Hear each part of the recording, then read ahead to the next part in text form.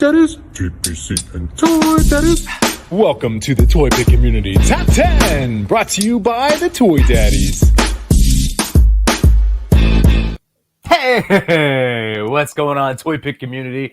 It's your boy Yimbo, along with only one of my fellow Toy Daddies this time, because our boy No Chewing is having a wonderful time with his family. So, my man, Toy Father, how you doing, buddy? Good. How you doing, buddy?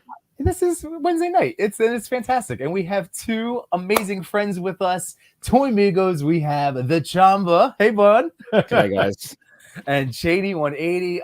This is so exciting. So how's it going, everybody? I hope you're enjoying this week so far. If you've been, I don't know, dealing with the winter weather, you guys having any of these storms crashing down on you like Jersey? We got slammed. No storms, Yeah, but it's actually pretty cold here in SoCal. Like, it's been getting into the 20s where I'm at night. Whoa, that's cold. Yeah, it's quite cold. The high 20s, but it's Still.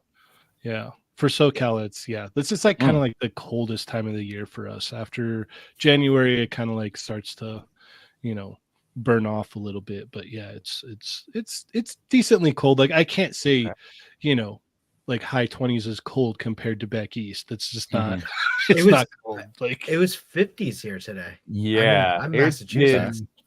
wow. Today I was like know. 40 in Jersey. It's been weird, man. It's weird. And we We had a huge snowstorm on Saturday, and Mhm. all of that melted today. Oh my Wow. God, it was ridiculous. We had 6 to 8 in my neck of the woods, and of course it was awesome with my little 4.5-year-olds. They had a blast, and then I bet.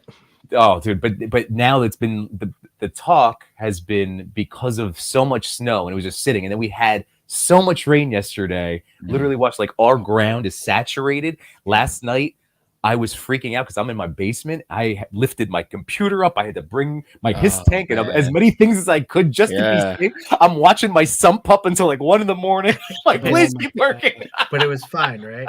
It was fine. We're all good. Oh, thank goodness. But Thank goodness. one of those nights. I'm like, I don't have the collector's insurance yet. No. You gotta scary. you gotta splurge and get one of those high octane, sump pumps, and then a backup too, so that you're covered, Yeah, it was the power that was I was worried about. shooting the water out of. Yep. Yeah. Yeah. So my father-in-law, a couple of years, this is again such a silly thing, but we get inundated. It was like I love toys, so like this takes up so much of like my outside of work time, like with my family, my kids. But so my father-in-law gave us a generator for Christmas a couple of years ago. I had That's never nice. opened it. So last night I'm cutting it open. I'm trying to lug this thing to put the wheels on. I'm like, oh my God. That was a disaster. I That's saw you amazing. putting that together. I was like, I think you need a cut. Like, I think you need like a day to set that up, maybe. Yeah. Yeah. That's one of those things where it's like when you go into the weekend, like Friday afternoon, you're all right, I'm gonna set up the generator this weekend. Like, it's just like basically. the plan for the whole weekend. Like, okay, cool. You like kind of poke around, open it up and look at it on Friday afternoon, and then Saturday morning you're like, all right, let's put it in place and get everything. Because you don't want to lined up rush here. it either. Right. Oh, that's why I was that's why I was like pooping my pants Mhm. last night, because I'm like, Mhm. oh no, there's oil. My neighbor Dan, I was like, do you have gas? I was such a disaster. Yeah, that's how ill prepared you are. You're like, oh, I really should have opened this up just to see what I Yeah. need for this. Yeah. Yeah, Yeah. next time. Yeah, this is my Toy Daddy tip of the evening. If you have the the choice between opening and learning about a portable generator or a HISS tank, go with the generator first, so you don't freak This out. tank when you ain't going anywhere. Yeah. Yeah. Yeah. Or don't do it the day of the storm. Yes, exactly. Yeah, plan ahead a little bit, Like like just a little bit. like, Just yeah. have it. Did you get it ready. set up? Well, I was able to like screw. I got the wheels set up. I kind of looked over the instruction manual. I'm telling you, I was. So you did the gonna be- Friday afternoon procedures. You got Yeah. the wheels Yeah. set. Yeah, it was. It's got wheels now. I was lucky. I was very lucky that everything was good. But man, guys, I'm so happy you're here tonight. We're gonna get to Thanks talk for having about us. Yeah, thanks for having us. the Super top thrilled 10. that both of you guys are here. Mhm. Chamba, I didn't get to meet you, but I did meet Yeah. you, Chaney, at Legion's Con, and that was a lot of fun. At first, when you came in, Well, he didn't walk in until he got a Yimbo hug, like before he even That's entered true. the hotel. That's true. Literally the second I got there, like to the hotel, Yimbo walks out and just gives me the biggest like hug ever. I'm like, okay, it's gonna be that kind of weekend. I'm down with this. This is nice. This is comfortable. Yeah, warm embrace. No doubt. Yeah, No doubt. yeah. It's like, okay, this is Yeah. gonna tee Was off not the expecting weekend. allegiance, but Yeah. this is it. So and just to let you know, he won't let go until you let go. So That's true. and he'll let go for like 3 or 4 seconds longer. I think yes, So- that's safe. So like if you let go, you just be prepared that he's still gonna embrace you. Right. That's But I read the room. Like once I start feeling like okay, but I'm not going to be the one. I'm not to like saying it's first. wrong. You know? It might be wrong that I enjoy it. That's it. No way. No, it. See, me as a person who has experienced a Yimbo hug in person, I think you're underselling the Yimbo hug there a little bit. I think it's just Yeah. like, once you're in it, you're like, okay, this is great, and you're like, oh man, that was nice. That was It's like really I nice. needed that. Exactly, needed a hug. Exactly. Yeah. Yes, that's exactly Is that right. hey, nice? Yeah, you're kind of And like, then every time you wow. see Yimbo, you're like, oh, I need that hug right Yeah, here. it's like Yeah. I know I'm going to get a nice embrace. This is Yeah. good. Yeah. well, Chava, I was saying, like before we started, if it's okay, I could ask consensually now if you're ready for a hug. Tonight when Well, when I mean, Daddy's I've been Comic-Con. warned. I've been warned. Yeah, So, yeah. You're gonna see Yimbo and you'll be like, okay, I know it. I know what to look forward to right now. And you'll be like, wow, that was nice. That was nice. I get it now. I get it. No, you will get it. Yeah, You know, yeah, right. But nah, Comic-Con should be good this year. Yeah, Yes, yeah, it'll be a yes. lot of fun. Yeah, we were just talking about that San Diego Comic-Con and how we're all going to be there. Really excited. Looking to you guys for some tips. Yimbo, you've gone though before, haven't you? No, this You is haven't gonna gone? be Oh, so it's top of like my you and cherry me. too, baby. Yeah, Chewy's the only one that's gone between the three of us. yeah. Yeah. I'm so pumped. And then I keep hearing it's gonna ruin New York Comic Con for me, but that's okay. It is. Yeah. It is. That's okay. That's what I hear. I'm fine because I'll still go to now. This is just Exactly. starting my first annual trip, right, Chris? This is our Toy Daddy first annual Comic Con way- trip.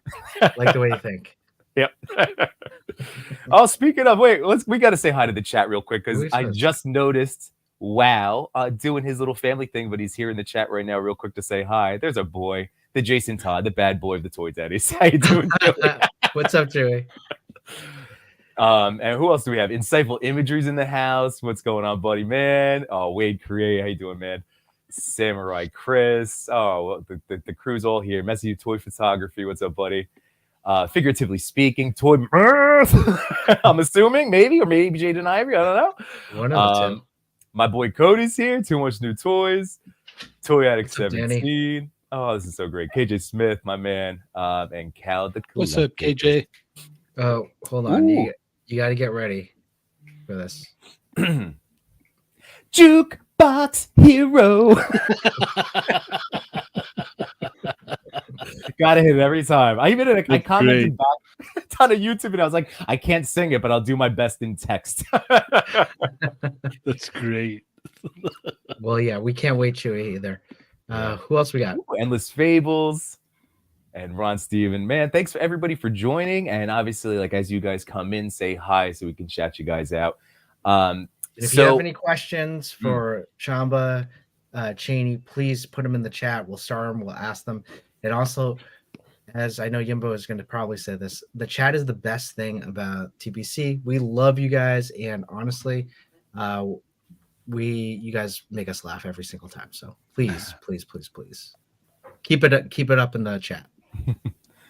So fellas, we all have probably talked extensively, as I was saying, about 2023 action figures, our favorite ones.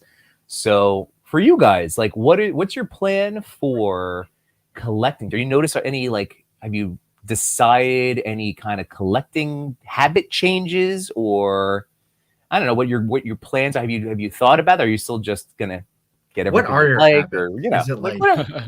You don't have to change. No one has to. No one's forcing you. yeah. If you're happy and comfortable, keep being happy and comfortable. Like for example, for me, it's hard to hone it in. Like Yeah. I see something shiny, I want to get it. And Mhm. this year I'm trying to make a conscious effort to stay in the lane. And one of my goals, It's the as well as hardest part. Chewy's goals, is last year we tried to do what was called the 52 figure challenge, which was basically we tried to take that into account. I watched the stream and you're like, oh, 52. That's smart. Not I think maybe 2 or 3 people in the voice chat, on the Toy Migos voice chat on the Discord. Yeah. I think maybe 2 people managed to stay under that. Everyone else just went over. Because the problem is like there's waves. And you have to include each of those. Yes. And then it's like, oh, I don't even buy waves. And it's just, it's like, but also because I was, listening to your list, and it's like, even you only count the ones that you've paid for, even if they're not coming out that year, correct? Yeah. So here's the thing. Like last year we tried to do 52. At the end of the year it was like 227. Oh my. Okay. Yeah, I went way over 52. I was just looking at my list from last year. I'm like, I didn't go way over, but because I was like, I want to see if I can, try to. Oh, so you stayed at like 50-ish. I stayed under 100, easy. Wow, good for you, man. Easy. But the thing about that, I know it's crazy, but the thing about that is that like, I would say about 40 of those aren't coming out until this year because I pay up front. Oh, with, I see. With my orders. Yep. So a lot of the things that I placed orders on last year, I'm not even going to see until this year. So I think I was looking at my pre-orders for 2024 and I already have like 33, 34. Okay. 36. Yep. But that's all from last year. Sure. So that's where I'm at. Yeah. Okay. Like, so I'm trying to stay under 100, but this year to make it like a true thing, so that next year I can go maybe 52 goal, is that I'm counting everything that I pre-ordered that probably will come this year, and then count all of my pre-orders for this year towards my under 100. And that's anything that even paying in full, Chris. Is that how you're doing it? Yeah, I pay for the most part. I pay up front unless I do like Ami or something like that. Well, they'll charge when it ships, but for the most part, it's paid up front. So I just want to make sure that I want to try to do this under 100, and then maybe if I can do it next year, do 50 under 50. Yeah, because I think it's like slower steps as opposed to like just trying to go for 52 straight away. You're like, oh, that's too crazy. It's like one a week. I don't know. For the practice of self-restraint that we were doing early, like while we were still competitively the first half of the year, as soon as we shattered it, I don't know what happened. My eyes in the back of their head. My list. I've stopped updating it. It was back in like, it could have been March or April, May. It was like, and I was at 88. I have home. I keep saying every week, I'm like, I have so much homework to do because I have to finish the list and then start my next one. I'm a mess, but I've been somewhat decent so far. It's only 10 days in, so we're fine. Right. It's crazy. It's crazy. One of the biggest things that I did that ended out last year into this year was I switched over from using Ami to just moving to Nin and Hobby Gamekey and paying up front for everything. I like that better. I dread that bill that comes in from Ami at the end of the month. I hate that feeling, and I'm just like, I need to get out from under this, and I need to. And there's times where it's like, the figure goes up for pre-order, and it's like, I can't really make that work or whatnot. And then I'll just wait till it comes out, and then boom, I can just order it then, and then there it is. Like it's a much easier process, and I find myself kind of like dialing things in a little bit better too, because where it's like where I would order a couple things nilly-willy, like, oh, you know what, I do want that, but I'll max order 3. It's all good, we'll call it a day. Now it's a more precise kind of targeted, like, okay, I really do want this thing, I need to pay for it up front right now, or I want that, but I'm gonna wait a little while, and then like, oh, all right, I'll just wait for it to come out, and then I'll get the email when it comes out. Okay, cool, I definitely am locked in on this still. Now that it's out, let me go ahead and put in the order, and now I have it. Also, see how you feel when it's out. You know what I mean?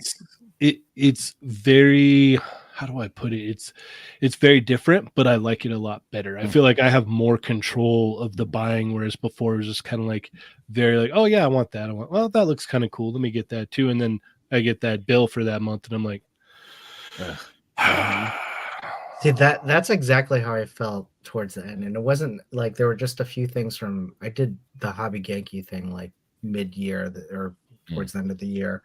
No Chewing and Machu kind of turned me on to them. Yeah. And it wasn't until this year where I also did a Facebook book called Toyco, and Andrew, who runs it, is fantastic, but it's you pay when he gets the shipment in, right? Right. So then by the end of the year, all of us were just like Bombarded. all of the pre-orders. And that's when I felt super overwhelmed. Like I hadn't felt like that in a while. Yeah. And Mezco didn't either, Chris. Mezco at least though, like Mezco I pay up front. That one is always paid. So you're just waiting, and then like when it comes, you're like, oh yeah, nice. I found myself in a similar situation with a similar deal like Andrew runs. And it's like it's the same thing, you know. It's like, oh hey, you put down that you wanted one of these. I'm like, I completely forgot about that. Yeah. So I've had to kind of nip the bud on that and nip the bud on Ami Ami, and so now I'm like, okay, cool. Like I feel like, you know, I'm not grabbing things that, you know, normally I would just oh yeah, let me click in. All right, cool. So I'm trying to bring the reins in a little bit on some of this stuff, and, you know, kind of looking at the different lines that I do collect, which is insane already. Yeah, it's already a lot. Yeah, and it's like, okay, like do I need to like do I need to keep going with this? Can I dial back on this? Like, you know, like honestly, like I try to look at things in the sense of like, okay, like stuff's on display, okay, that's good, that's locked in. But if it's sitting in a tote somewhere and I haven't touched it for a year or two, am I really collecting that line? Is that something that I really care about? Let alone, are those figures anything that I need anymore? Do I need to like just let those go and sell those off? Because obviously I haven't done anything with them in a year or two. Right. So well, speaking of which, you were unloading a lot of Revlatech today. I was. Yeah. Yep. Yeah, I had those things have been sitting in these they're not close to me, but they're neat little, you know, square containers to hold to hold the action figures in. One of these? That's what I use. Yeah, kind of. Those work. And, yeah, no, they work very well. Oh, and I will say what I've used too to help with like protecting the paint. That's those Hasbro windowless packaging bags. Oh, there you go. Nice. Wrap them in there, and then it gives that little protection. So this way, you know, because I chipped the nose on my like Mafex Hush Batman like back years, you know, a long time ago now. You did. But I had found that I had you could buy these little of them. bags too. Oh, little yes, baggies are the best. Yep. Yeah. I'd had a pile of just the Marvel superheroes like Spider-Man, Spider-Gwen, Iron Man, and Captain America, and I hadn't touched them in I couldn't tell you how long. Yeah. And it was like, well, what good are these doing? These aren't doing me any good here. I need to let them go. Let them go to someone who's gonna, you know, appreciate them and have way more fun with them. So it's like, okay, these got to go. I'm always looking around anymore now of like, okay, this got to go, because for me, the real estate is kind of more important than having the thing, you know? Yeah. We talk about that all the time, Yumbo. Well, this play space is, that's what I'm fighting. Right. Well, we're all toy guys. So like, that's something that, you know, like we literally, you know, we do this all the time. We want to talk about new stuff. We want to get the new things, blah, blah, blah. But yeah, it is definitely a premium, which actually, quick question for you guys, a little random, but the Vanguard pre-order came up today, the Valaverse. Is that like, where are you guys on like 112 vehicles? Or speaking of space, I think the Vanguard is an awesome buy at a great price. Everything about it looks awesome. I just don't have the room for it. That's why I didn't get the Hiss tank. The Hiss tank looked amazing. I loved everything about it, but I don't have the real estate for it. Like, I literally have an amazing DMC diorama over here that I need to figure out how to set up or where to put and it's amazing and I love it. And it's like, okay, what am I going to do about, vehicles or whatnot? Like, I just can't. I got to be very, very picky about that stuff. Like even the McFarlane, like 89 Batmobile, like that looked amazing. It was like, oh, that's really cool. But I can't. I just can't. I don't have room for that. And as much as like I would love to have it, it's like, where am I going to put it? I've got the animated series DC Collectibles Batmobile. Ooh, so does this guy? So do I. Yeah. Yeah, I got that for Christmas one year, and that's up on a shelf over here. And that's the Batmobile that I'm gonna have now. Like that one actually, it holds a very special place. Like I got that for Christmas, and my dad actually came over, and he stayed with us for Christmas that year. And so when we opened it up, like he was checking it out with me, and we were setting everything up with it and whatnot. I'm like, I'll never let that thing go down. That. Yeah, like it was like a grown-up like kid memory. It was so cool. So it was like, that's gonna be my Batmobile forever. So yeah. Well, just so you know, that an opportunity for one of those McFarlane Batmobiles will be in a future giveaway on my channel. So just keep an eye out, Cheney. Maybe if you get one for free, you can figure out. Just saying. Just going back to some of the chat, No Chewing says he always likes to pay up front. Matsumaro, what's up, buddy? Yeah. Rob's Pop View, how you doing? What up? 88 Figs, welcome, bud. What's up? Clintastic 4, we're going to be talking about you in a little bit. Welcome. One's a shooter. What's up, Trevor? How you doing? Hey, quick shout out to Trev. Today I brought his calendar to my classroom. It's now hanging up in my classroom. Did you really? Yeah. Nice. Any questions on it? Oh yeah, they were showing some kids in my homeroom. They were very like, "What? These are toys?" I'm like, "Yeah." Oh, Batman. What's up, Batman? Hey, Batman. What's up, dude? Batman. And we got a question from Rob's Pop View.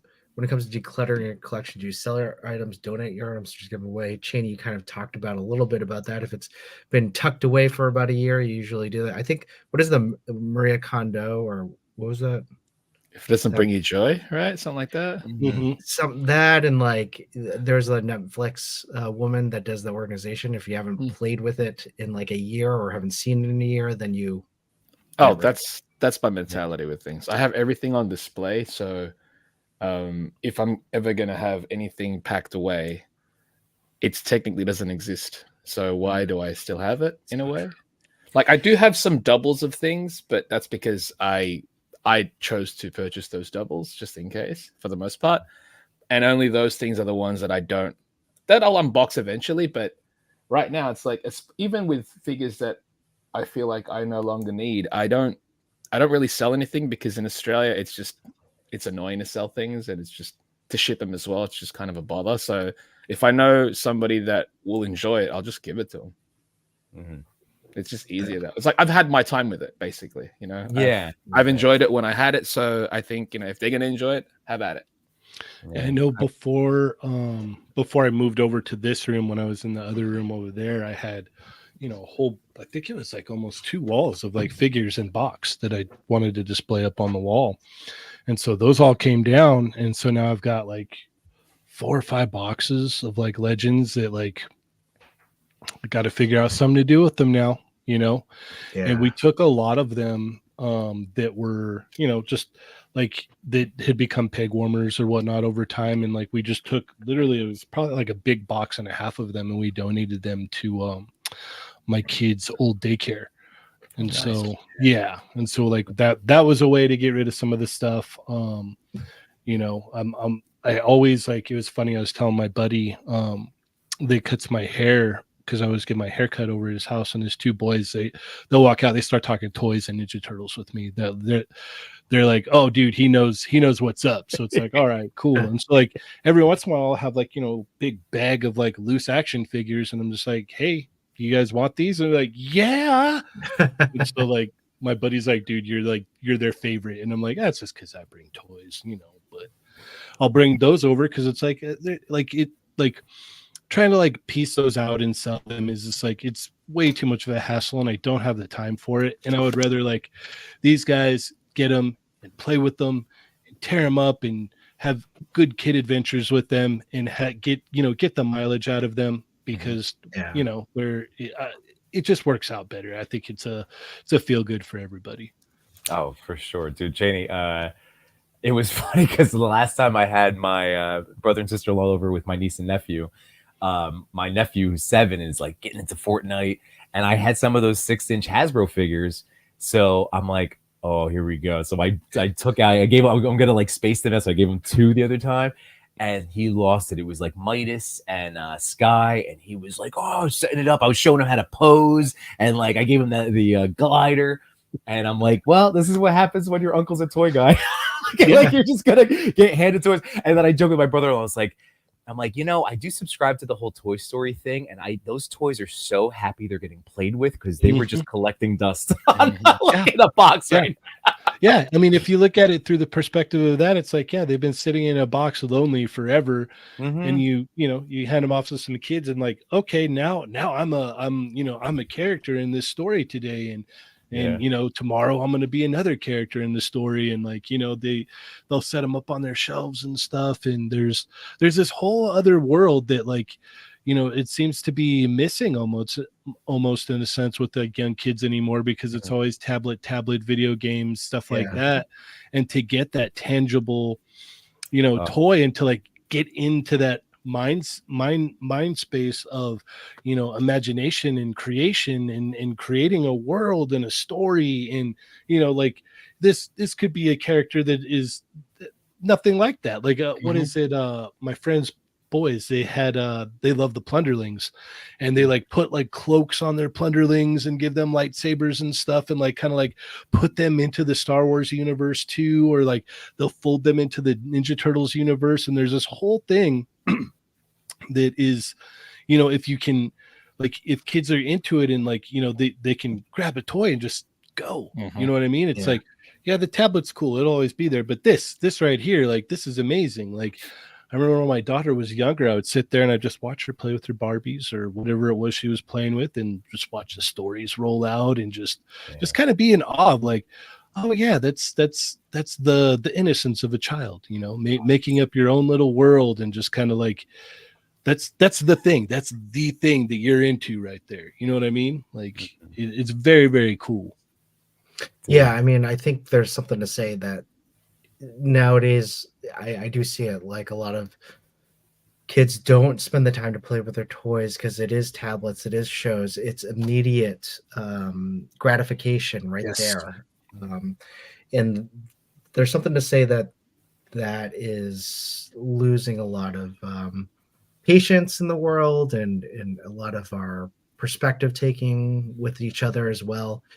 And so, we got to bring toys back. I love what you guys are doing in terms of just, giving toys away and letting people just play with them. In terms of just decluttering itself, I got to find a way to get rid of it. But when this gets too cluttered, I just put them in a tote, put them in my basement, and then sight out of mind. See, I can't do that, because I mean, it's like, if it's out of sight, out of mind, it's still space that it's occupying. And so when I go down to my basement, that's when I get overwhelmed. But I did sell a whole lot like last year. But thinking about, I have 2 girls, like it's all nieces, like, and they don't want to play with my toys. And I really tried. I was like, play with it. Play with Spider-Man has so, like, when my kids were younger, they were all about it. Right. So trying to find an outlet to, like, just give away. And the only the only people that I know that would play with toys are like my adult friends here. Yeah. Well, take this note.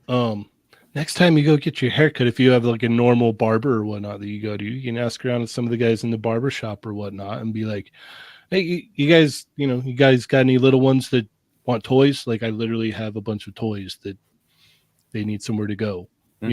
Like, that's a good way of putting it. I was like, I would never bring up toys at my barber, but yeah, okay.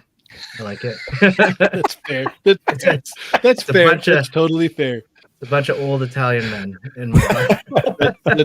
That's totally fair. I didn't even. Oh, But you got to remember, I'm over here in SoCal, so it's a little Yeah. bit different. It might be different there. Yeah. Oh yeah, that's fair. Well, I see Rob Swap you says hashtag gotta bring toys back. It's so true. Yes. And Yes. it's so nice. Like even tonight, and I've talked about this before, but like I get this like seeing my kids, I'm like, oh crap, that's how I was. Like when I think of myself at 3 and 4, like like those like little fleeting memories that you try to like grasp, like a Christmas morning or whatever. It's like in the I'm like, that's what my son's doing now. Like right before bed, he had his Pokemon and he's having just I'm like, this is amazing. I love just sitting there listening to the play. I just told my daughter, Jay Shot gave me at the toy show this weekend. He bought me a Stitch because I hadn't seen Lilo and Stitch yet.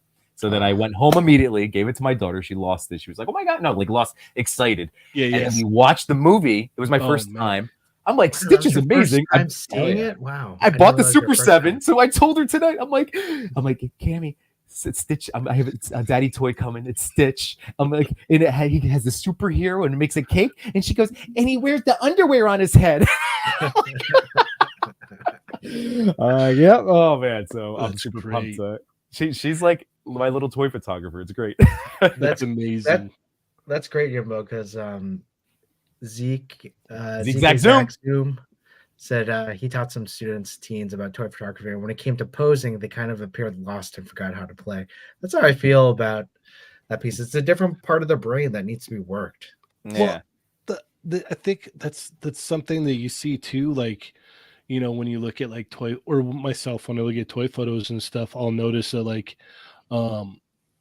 posing is off sometimes. And it's like a lot of times people kind of overlook posing for like, okay, the picture's dialed in, got my effects, got my lighting, everything's good. And it's like, yeah, but you got, like this arm is all wonky or whatnot. And it's like foot is angled. Yeah, and it's like posing is more like posing doesn't get enough credit that it deserves, because it literally will sell your picture. You could have something that the lighting isn't that great with a stellar pose and it's going to sell that photo, versus something that everything is like lighting's firing off, like the angle, everything is beautiful on it, and the leg is like tweaked all weird or something. You're like, that it takes me out of it immediately. Like, just we all can't be macho. That's what I was gonna say. Like for us, like we're getting to see Matt get posing in person. Oh my God, it's just to his credit, artistry, man. His credit though is you see him constantly. He'll have a figure in his hand. Yeah, and that's kind of what it takes. Like you always constantly kind of have to have something in hand and kind of like just tinker around with it. I know I've heard with the ACBA guys, when they get asked the question sometimes like, oh, how do you improve on posing? It's like, when you're just sitting there watching TV or whatever, just pose. That's literally just pose. Yeah. or look at a picture, and just go, okay, how can I get that, how can I get that to look like the picture, and how can I get, display emotion through this motionless figure in a sense, and you get poses here or there, and you just kind of like you tinker with it, and slowly but surely when you pick up a figure, it's just gonna dial in. You're gonna go, okay, cool, like this is that, or this is this. And then even sometimes with like something that would look like a static pose, the smallest little tweak to something is going to add an enormous amount of like life to it. It's subtleties. Mm-hmm. Yeah. Well, something that helped me, I've offered this tip out. Are you playing with that too? I am too. Oh, that figure's so awesome. That's I looked up like model portraits, like portrait posing for photographers for people. Yeah. And I started like trying to like, I remember I did that with this particular Nightwing because handsome Dick Grayson, like I had to give him the model treatment. And oh man, even just something like that. And it was simple, like the stuff I was doing was simple, but it gives you like the tilt and the nod and the like just those little subtle tweaks that make all the difference. Mm-hmm. Yeah, so true. I mean, again, what the CHAMBA was saying, the subtleness of it, that's what I'm trying to learn in terms of just how to pose, but also making sure when you do get that pose, Be right back. like when your camera is all yeah. set and everything, and then you're looking through it, like this does not look right. Mhm. This pose does not look right. But then you're looking at it again, you're like, well, it looks fine here, and then you look at the camera like it doesn't look right. Because it's Angles. about angle at that point. Angles. Too. Yeah. Because like you guys are speaking about like posing and whatnot with photography. I browse Weibo a lot, that Chinese the website where they post things, and a lot of the photos that I gravitate towards there aren't the ones that have amazing lighting, amazing setups. It's more so you can have a desk shot, one lamp, and if the pose is amazing, it's some of the best shots I've seen. So it's because the posing for me is what brings the actual piece to life. Lighting could be there, setup could be there, but if I like was mentioned earlier, if the pose is wrong or if the pose looks off, the whole thing doesn't work. So yeah. Well, Tom, I have a little chicken or the egg question for you, buddy, because obviously you are a fantastic artist. like just your stuff is stellar, man. Do you think that action figure posing was helped by the artwork, or has the posing helped the artwork? You see where I'm going with that? Like, Yeah. I mean, obviously you have like years and hours of skill and practice Right. towards. So like I know that, but I'm saying in the last couple of years, like when you think, I about would say it's definitely. I think for me, anyways, drawing helps me with posing because there's a lot of things. There's a lot of times where because it's an illustration, especially like a flat illustration, it doesn't have to make sense. There are some things that an illustration can pull off that a figure cannot. Like for example, I've got the Tech on Avengers from SH Figure Arts. When drawing the book, I was doing poses that shouldn't make sense in a way, because like you can exaggerate things, correct? Like you can in illustrations you can exaggerate, and that's what it's all about, emphasis of the pose and what you want to try and sell. You can probably pull that off with some of the in some figure photography, but there's going to be a lot of actual editing and manipulation for that. Say I was like, it would have been great to have the figures when I was drawing it so I can see as far as the design reference goes. But a lot of the posing, I'm like, yeah, I wouldn't have been able to do that. If I followed the pose of the figure directly, a lot of the the drawings in the panels would have looked too static. It would have looked too stilted and not as impactful. And I think, it does help. Like I did use figures when drawing some of the panels there, mainly for the larger group shots and character placements. When you have to draw like, I don't know, like 12 Ultrons fighting them, and you're like, it's just trying to figure out where to pose them. It's like, it's a bother. So I just grabbed a bunch of like bodycoons and synthetic humans and just like, all right, these look good there. All right, that's good. And I have to set them up again. It's like, all right, these ones look good there. So it's an assistance, but definitely there are certain things that you can push. I think it definitely, like, drawing helps me posing because I can, it just, how would I have drawn it? It's like, okay, I like this. But then certain times I'm like, oh, okay, this one works. But it's just having a 3-dimensional image in front of you does assist. But oftentimes I would think about how I would have drawn it before I posed it. I love hearing that. That's a masterclass. What was really interesting, just thinking about that too, thinking about Nose Rain and how this week he's lifted with Turtle Ginsu the t-shirts. So like that was his photo. Turtle Ginsu illustrated that and used that photo. Just thinking about how that can transpire in a way of like, all right, here's a photo. How am I going to draw this photo? Thinking of it that way. So I think that's a great way of just, as you were saying, Yimbo, like bringing both arts together. They really do work in tandem together. There's, like you said, it is a chicken or the egg thing in a sense, because, if you look back for as long as people have been painting and drawing, they've been looking at people to do so. And then, and it goes back and forth. It's really cool. One other thing that I did want to add too is like when you're posing is, if you're going for that exaggerated pose and whatnot, like push it a little bit further. Like if you think it's exaggerated, push it a little bit more, depending on, you know, your angle and your shot and whatnot, and just kind of tweak it a little bit more, and it'll really come out in that photo. Yeah, definitely. That's a great tip, Cheney, because I subscribe to the John Cena. You got to play to the back aisle. You guys sound like if you've ever seen Cena wrestle live. Like I went to MSG once and like, you know what? He looks goofy when he's on it, but like it does. I was up in the bleeds, and I was like, to me, it's theater. You have to exaggerate. Like theater is exaggeration, right? And at least even when drawing, what I'm trying to do is emulate what I would see in film. Like I see it as a moving picture, except I'm taking stills from it. So technically, if I draw something, I have to visualize it. Like that's why I think the photography to illustration works so well, because what are you trying to do? Is you're trying to capture a scene to make it look like to capture a scene. So to illustrate that, you convert it back really.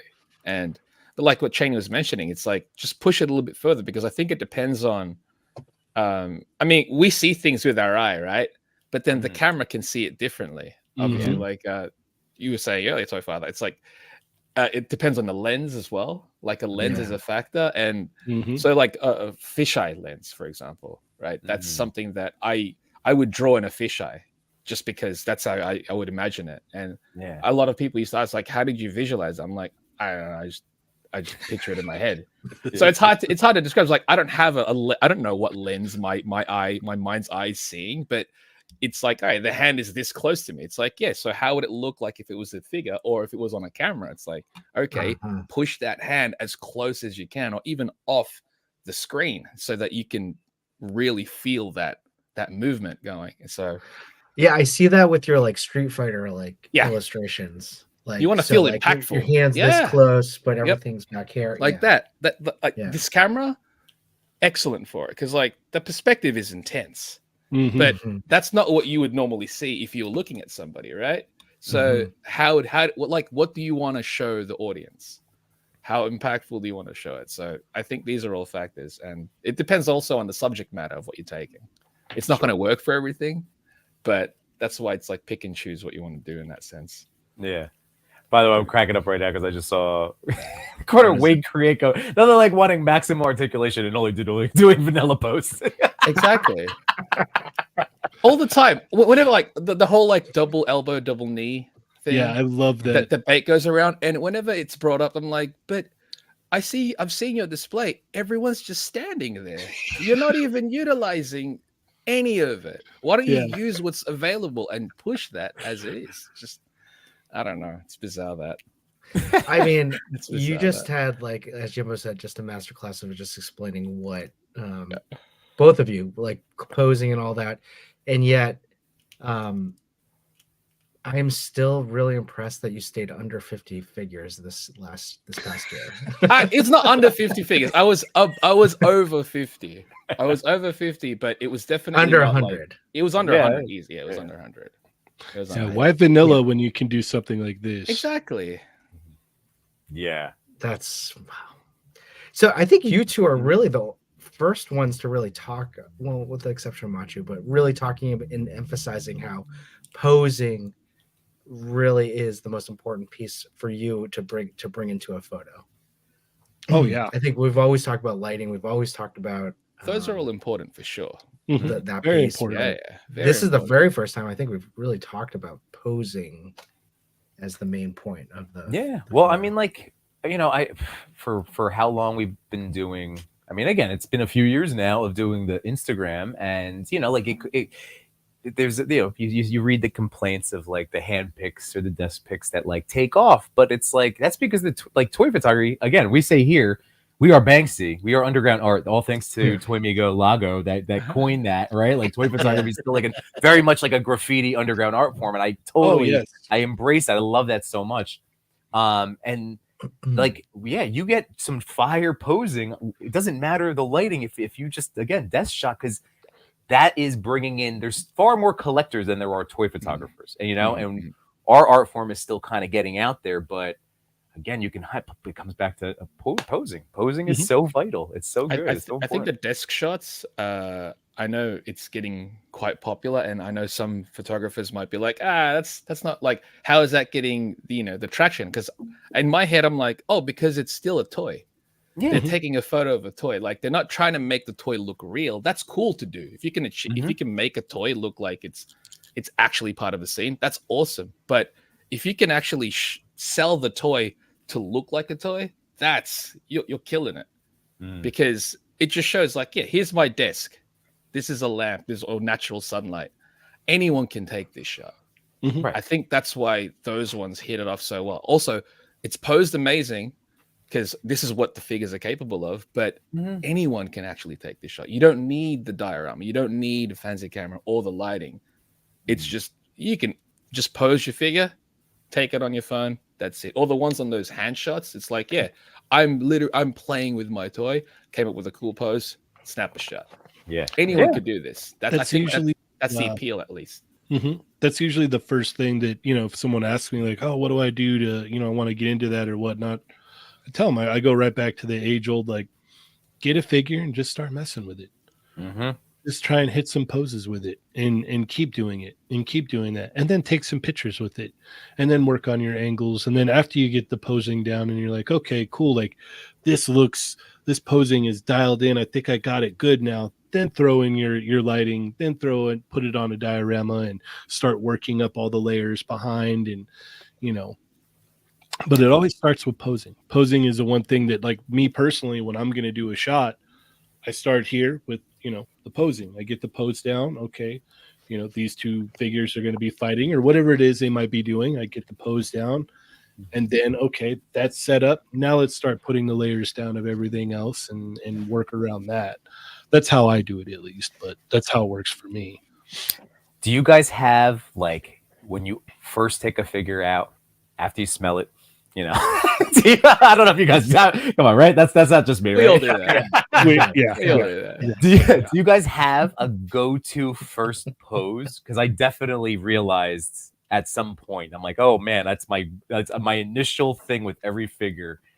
Do you have like I'll tell you mine after, but do you think you do that, or you just start screwing around? Yeah, I do primarily. Like, I usually just fiddle around with it, but I'm gonna try and make him do a punch, like a flying punch, because to me something like this will show how far I can push the figure. As far as, because like you'd need to twist the torso, you'd need to work the shoulders, the neck, the hips would have to function. There's got the actual thigh cuts would be involved, the ankles, everything would be involved, at least for me, for this. So if I can, like, the stronger, the more exaggerated I can pull this punch off, then the more I know I'm going to enjoy that figure. Yes, because and this one's amazing, by the way. If anyone hasn't picked this one up, it's might be one of the better Dragon Ball Z releases. They've taken all of the engineering, was like, yeah, let's throw it into that.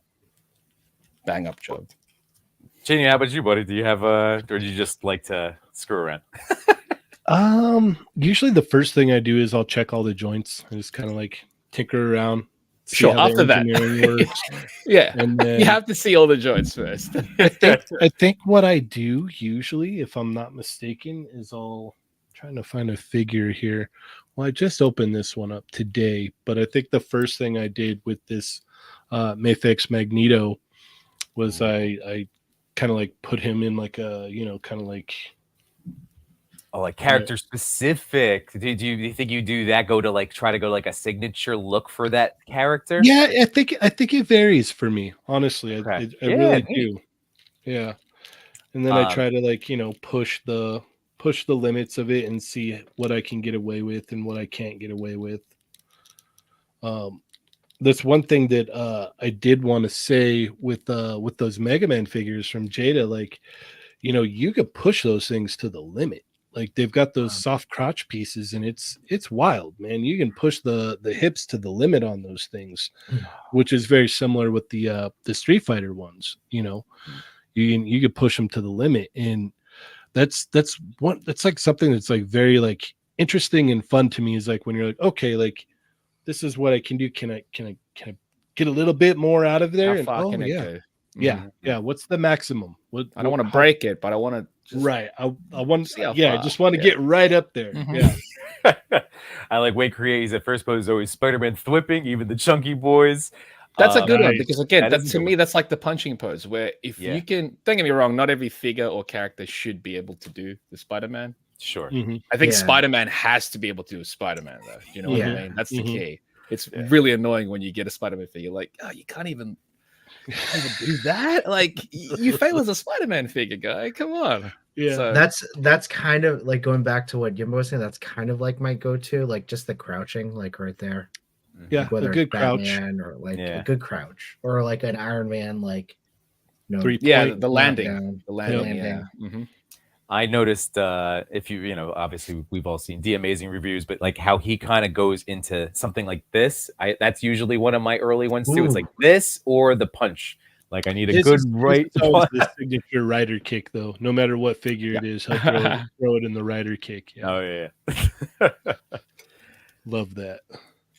So that Moon Knight, man, I know it just went up on Big Bad. That's another Revoltech? figure, Cheney. Nice. Yeah, Yeah, Moon Knight. that like going back to your collecting style for this year, like that's where I'm trying to be good too. So like that Moon Knight, I wanted to jump on it immediately, and I was trying to. It hit me. It was holidays, so like I was trying so very hard to not blow Santa's budget. Like last one. So like I had passed on the like I didn't pre-order it, and then now it's out, and then I missed the first, and I was like, okay, and then I start seeing Toy Mirth and other people like Chris has it, like just So the God, FOMO this thing kicks looks in? so good. Yep. Yes, Yeah. Yep. but now it's available, and it's like, Yeah. okay, I know I can add it, but will I need that? But like I still have that Mezco that's so beautiful, and if I'm gonna shoot Moon Knight, but then there's that Arkham Batman, so maybe I'll go Batman. Like I'm starting to again make more decisions as like Batman's That's got to be the hardest part about all this. Like, it's funny because like these toy companies, they got it made right now because they don't have to do any kind of advertising for their stuff whatsoever. We do the Like, advertising for them. Yeah, we Yeah. do it all, and so it's like you said, when you see other toy people like, oh, got this, and they're taking these crazy pictures with it, and you're like, I wasn't really sold on that, but that looks really good. Maybe I should pick that up now. Like you're like, you're like, if I can just wait it out this first week, now that everybody's got it in, then it'll die off after next week, and then I won't remember it, and then I'll be like, okay, I don't need it anymore. Yeah. I find myself more so nowadays, like looking at things like, I don't need that. I don't need that. Like I really don't need that. Like it looks cool, but I really don't need that. And it's got to be like something where I'm like, I have to have that. I have to have that, like from the announcement up to when it comes out to, and it's like, I'm more and more. It's like, okay, that's cool. I enjoyed that, but I really don't need it. I don't need it. It's getting harder now though. Like there's a lot of announcements. Like I love SH Figure Arts. Bandai, what they do are killing it. And they've just been showing us too many properties which I did not expect. And that's usually like, oh no. I don't buy a lot of lines. Yeah, Jamiroquai. JK, I was like, I opted out of it. I should have, because here. I can pair him with my Daft Punk. But oh yeah. But I was like, it's a great one. I'm kind of glad I held off because it's like, I really don't need it.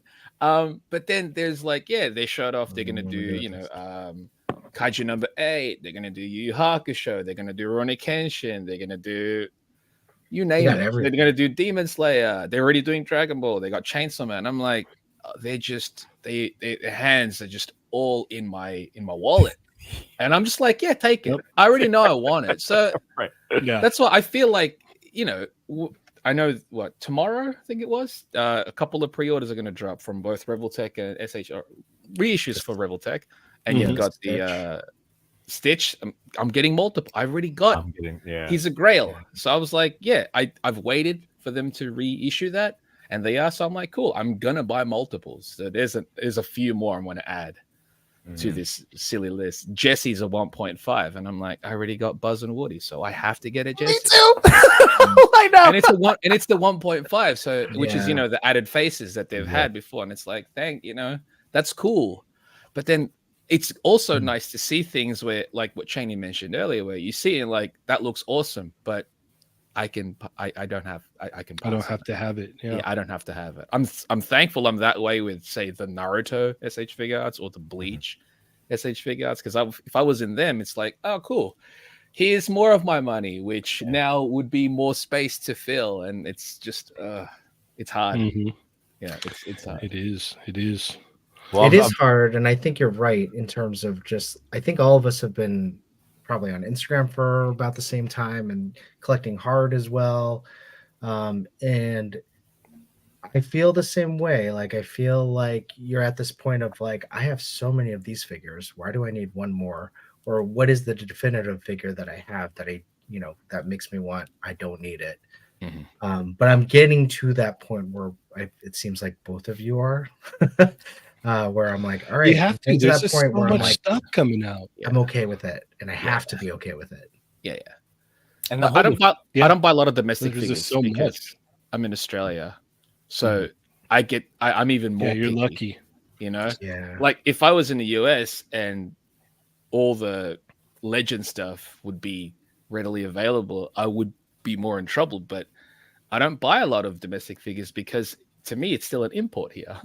Yeah. Oh, true. Yeah. So if I was going to go import, I'll may as well pay a little bit more and get the import, the Japanese imports or the Chinese imports, which is of the characters that I actually truly want, as opposed to just buying something because it's available. It's in arm's reach. I want to It must remember be that. hard. It must be hard for you guys. Yeah, it must be hard because it's like you walk into Target. You're like, oh, cool. There's a whole wave. I didn't need this, but I'm putting it in my cart, and that would be hard. It's even harder when you're with a group of like toy collectors, like 100%. And then they all get this. I'm like, I feel like I should. You see the photos, and you're like, I could do that too. Then it's like, oh, they look great on they would look great on my shelf. It's like, oh man, guys, this has been such a blast. We know you. We only we're gonna get a little piece of you guys tonight, but I hope that this is going to be the first of many times. That we'll get to continue chatting. I had a blast with you guys on Chat Migos. The one time I was neat. That was a blast. So I'd love to do more stuff with you guys. But again, I know you guys have time restraints. We'll definitely have to have you back for sure. Yeah, hell yeah, guys. Please, by all means, this is a chance for a little mid-show plug. We know, like I said, Toy Migos, guys. If you don't know the Toy Migos, they are fantastic fellas. I mean, love you guys so much. They're awesome. So, lay it out. Where can we find you guys? What are, time slots, all of the good things. Let's see. We've got Chat Migos Assemble on Tuesdays at 5:15 p.m. Pacific Standard Time, 8:15 Eastern. And then we have They're Not Dolls on Thursday nights, which is tomorrow night at 8:15 and 11:15. And then, we've got just dropped the Banjo and Kazooie video today on the channel. So if you guys haven't checked that out, go check that out. It's from Premium DNA. And we've got the Toy Migos Discord, Toy Migos Facebook group, Toy Migos Instagram, Toy Migos Facebook page as well. So it's just kind of, I think if you type in Toy Migos, you might find us somewhere. You should find it. Yeah. And then me personally, I'm Jenny180 on Instagram. My man. I'm the ToyCHAMBA on Instagram and Twitter. And you can just find me on the Toy Migos Discord. Pretty much we do like a voice chat there almost daily. And we just talk. It's a lot of this conversation pretty much just continued there. Which is, I have to say, when I first got into photography and went kind of like deep into everything, They're Not Dolls was one of the first things that I listened to. That was when it was when I did the podcast. I never really went on YouTube until after this stuff, but so it's really just awesome to have both of you guys on here. And this is fun, man. And I was about to thanks say, for having us. I was turned on to the Toy Migos back at Zap Comics when I had 300 followers, and I'm walking around looking at action figures going, hey, I'm a toy photographer. And I'm like, lo and behold, made the connection toy. Oh my God. So it's been amazing seeing what you guys have done since, in the last 4 years, just the growth of the whole Toy Migos. And ToyCHAMBA, like, again, your artistry is thank you so much, spectacular, man. And you guys are the best. Really. Yeah, Thank and you for your Cheney, time tonight. I do have to say, when I met you in person, I'm like, wow, that's Cheney, that's cool. And then he chugged a White Claw.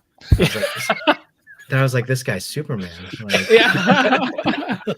It's like, oh, he was cool before. Now he's really cool. Yeah. Yeah. Yeah. I was down to have fun. I'll put it that way. I look forward to hanging out at Comic-Con, guys. Yes. It's going to be great. It like last year was really, and I know Machu and Jay Shot had a great time, and that's probably why they're like, yeah, this is, you guys have to go. I know they made a lot of emphasis where it's like, yeah, if for those that missed out last year, you really did miss out, but that's why it's more emphasis as to like, make sure to do this year for sure. Yes, because it is just a great time, just to meet everyone, just to hang out, be in the same room. Yes. Actually talk about toys whilst looking at the toys. That's really nice. Yeah, that's really good. We're gonna have to get enabling going as well. You're gonna have to come to Allegiance Con next year. I'm not a lead. Yeah, it's time. Like time wise, I would if I could. If it was so simple for me to fly, I would. But you are on another continent. Yes, yeah, exactly. It is lunchtime here, basically. So yes, that's the time difference. All right, gentlemen. Well, thank you. Yeah, thanks again. Thank guys. you Thank you so much, guys. Appreciate you guys. Bye, guys. Take it easy. See you. All right. Oh my God, that was so much fun. I hope you guys enjoyed chatting along with us. And yeah, we have a whole top 10 to run through, and we also have some comments coming on. Captain McKay. Oh, he was. We got some comments, Chris. Let's hit the chat real quick. Comments first. Yeah, and then we'll. Where are we going first? Oh man, we got not a bird in the house. There's so D Blake makes. Oh, treat yourself. And let's see. Claire's here. Oh, D Blake is talking about his Ulanzi Fogger. All right, Jay, my man. I showed him some of my Rangers Super 7 shots that I did. And he was like, dude, you got to post it. So I have to post them tonight. So I'll post them. Yeah. So thank you, Jay. Love you, buddy. I did say this. Woo, Dorklair. What's up, buddy? Great seeing you. Yeah, not a bird, not a plane. Good to see you, buddy. Oh, Crooked Ninja Turtle. We're gonna be talking about you later. Big Troy's Collectibles. Pablo's in the house. He was asking about Pablo. Stitch for Reval Tech. Yes, I'm looking at. Well, no, I think Chewy's doing it for us through. Yes. It's on the 12th. Okay, Hobby Genki. Is it Genki? I think so. Oh, all right. I still have to make my account and order that Batman. Do you need an account? I guess. Do I have an account? Is that how? Yeah, I guess so. Virtual. He was a virtual pilot or some of the thing, something like that. But Captain McKay, what's going on, man?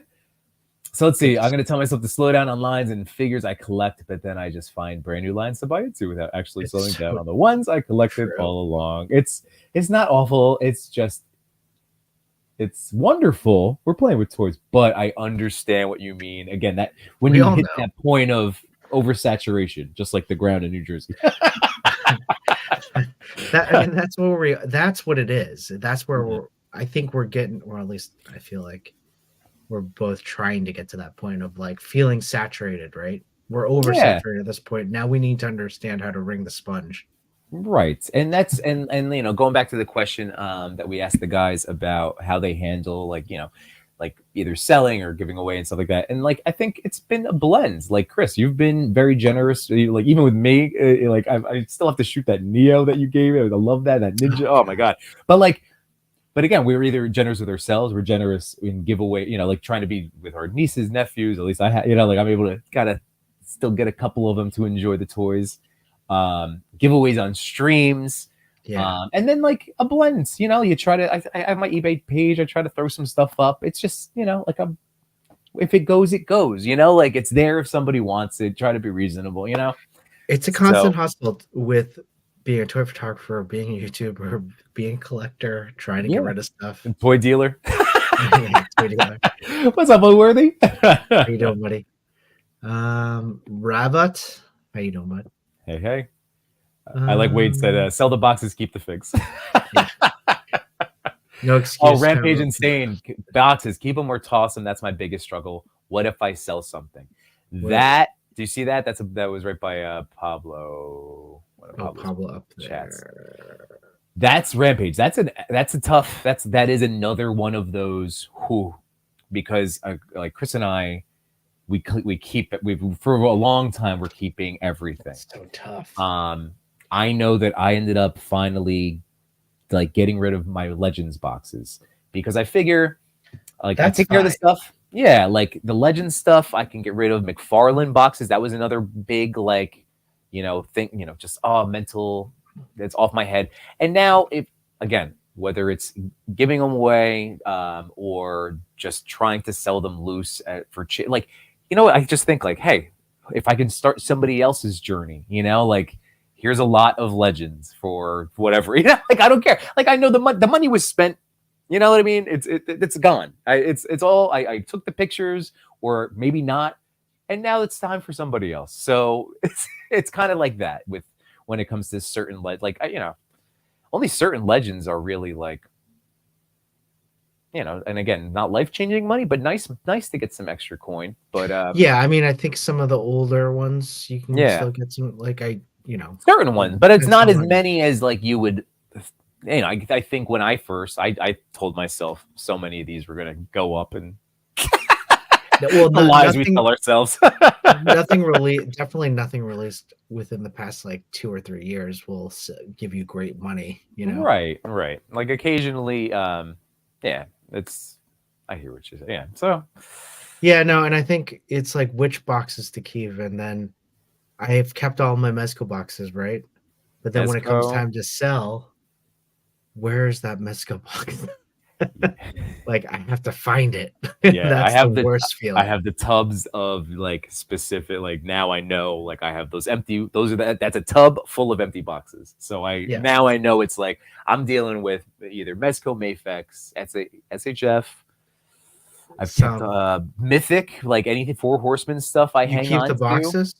Really? Because in terms of resale value for those guys, that was also a D Blake Makes recommendation that you do get it. But how much more are we talking? Maybe 5, 10? You know what I mean? Like I don't think it's going to be like you're going to be disappointed. And if you're getting rid of a figure, if you're at that point where you're selling it, it's just time to move forward. Always forward, always. Tormworth likes to toss the boxes and then have a fire sale with all of his figures. Yeah, but that is true. The Hot Toys, that's another good box. Good boxes to keep too. That's true. I just collect boxes to put all my other boxes in. KJ Smith's cracking me up. Toy Migos toilet paper, Toy Migos orange juice, Toy Migos hats, cheeseburgers. I'm sure you can find Toy Migos. Oh yeah, I saw that. Yeah, it's so funny. Sully said it feels good once those boxes are gone. And he reminds everybody, that's right, hit that like button. Thanks so much. And don't forget one of our buddy. Is it sister shows? No, just kidding. Toy Bro shows. One of our Toy Bro shows. I like Toy Bro Behind show. the Plastic with our boys TMNT Toy Bro show. 1997, Sequential Plastic Zach, and Not a Bird, Not a Plane. So They're awesome. Yeah. Love those guys. Wade creates his novel idea. Toy company have a box buyback plan. Get some extra dough and not have to make as many boxes. Cut some waste too. I would love that. I don't know how that would pull off, but man, that is a really great idea. I mean, just any kind of, in my mind, any way that we can reduce, reuse, recycle. I'm all about it. Remember the lessons we got, Chris? I remember there was an assembly in 5th grade that was all about recycling. We are not doing that message. Not only that, just like the commercials, like the songs behind all that, and the big pushes for that. There's no concentration on it. Nowadays it's just about making money and pushing products. Yeah. Too bad I get to read this, Trev. I apologize, but if Chava catches the rest of the stream, he'll hear it. No excuse, Chava. Yeah. People from Sweden to Legion's Con, as Toy Father knows with his customs. So true. And Toy Mirth, what's going on? Wade Crate, Pat Captain playing it. He's a hero. Exactly. That's what I mean. The messaging. We got a lot of good planetary messaging when we were younger. The most important power? Heart. Yes. And there's sequential plastics in the house. Oh, this is so good. Zach. And Pablo says if somebody wants a figure enough, they will buy it with or without the box. It's so true. It's true. even Go Figure Go, when I was talking to him, about boxes and stuff, his whole thing is like, he's like, we can't take any of this stuff with us, right? Like this is temporary ownership, right? So like in the grand scheme of life. So he was saying, what was it? I'm not leasing a toy to give pristine to the next person. And that's fine. That could be your prerogative. Like enjoy. It's your figure until, like I said, you can't take it with you. Yeah. So enjoy it. Oh, and Sequential Plastic, Zach said, thanks, guys. We just interviewed someone who happens to be in this chat. Again, guys, it's such a great show. The 12-minute time limit, getting to hear from so many wonderful people. And there are so many. Like the content can keep coming for you guys because there's so many wonderful toy photographers out there. So excellent. Rampage Insane. Thanks, man. That's what we try to do here as our Toy Daddies. We just try to be transparent, right? We talk about sharpening our axe, mental health. We cover it all because we just want to share that joy, finding your joy. I think that, it's great. It was great talking to the ToyCHAMBA and Cheney because, or anyone that comes on, especially everyone in the chat, like you all understand what we're talking about. You all understand the struggle of like those impulse buys that we think about daily, the late night, like, right after this, I'm going to go into bed, but I'm still going to go on my phone. And then you're like browsing Amazon or browsing like, oh, what are the deals? Like, this is amazing. And at some point it does feel like a sickness, but it's a lot of fun. Right. But it's all about how we help each other kind of navigate this and understand it, and then give each other strategies that help each other out, whether it's to curb the spending or understand why you might be indulging in this way. And I feel like the past year doing this show with you, Yimbo, and even previous years, just like knowing you, it's been such a pleasure kind of going on this track with you and No Chewing of understanding how to be a better toy daddy. And I think that's what it comes down to when it's just like, how do we become more responsible? How do we have fun? And how do we stay positive? Exactly. And Retro Storm 15, did I miss the top 10? You did not. So, obviously at some point you're able to. Yeah, great segue. Worries. Yeah, it is a great segue. So Chris, you keep going. I will shout out the rest of these comments coming in while you set up our slideshow. So Retro Storm, we are getting into it. We did start tonight hanging out with Cheney 180 and theCHAMBA from Toy Migos. And they were obviously, if you don't know them, they're wonderful, wonderful dudes and awesome collectors. So much fun. Trevor says, I have a storage space just for boxes, mainly 1/6. My math says I can do that for about 3 years before the cost outweighs the value of the boxes. Wow, really? There you go. Captain McKay says, it absolutely feels like a sickness when I plan to duck into the bathroom at work at noon exactly so I can see what the NECA Vault figures are week after week.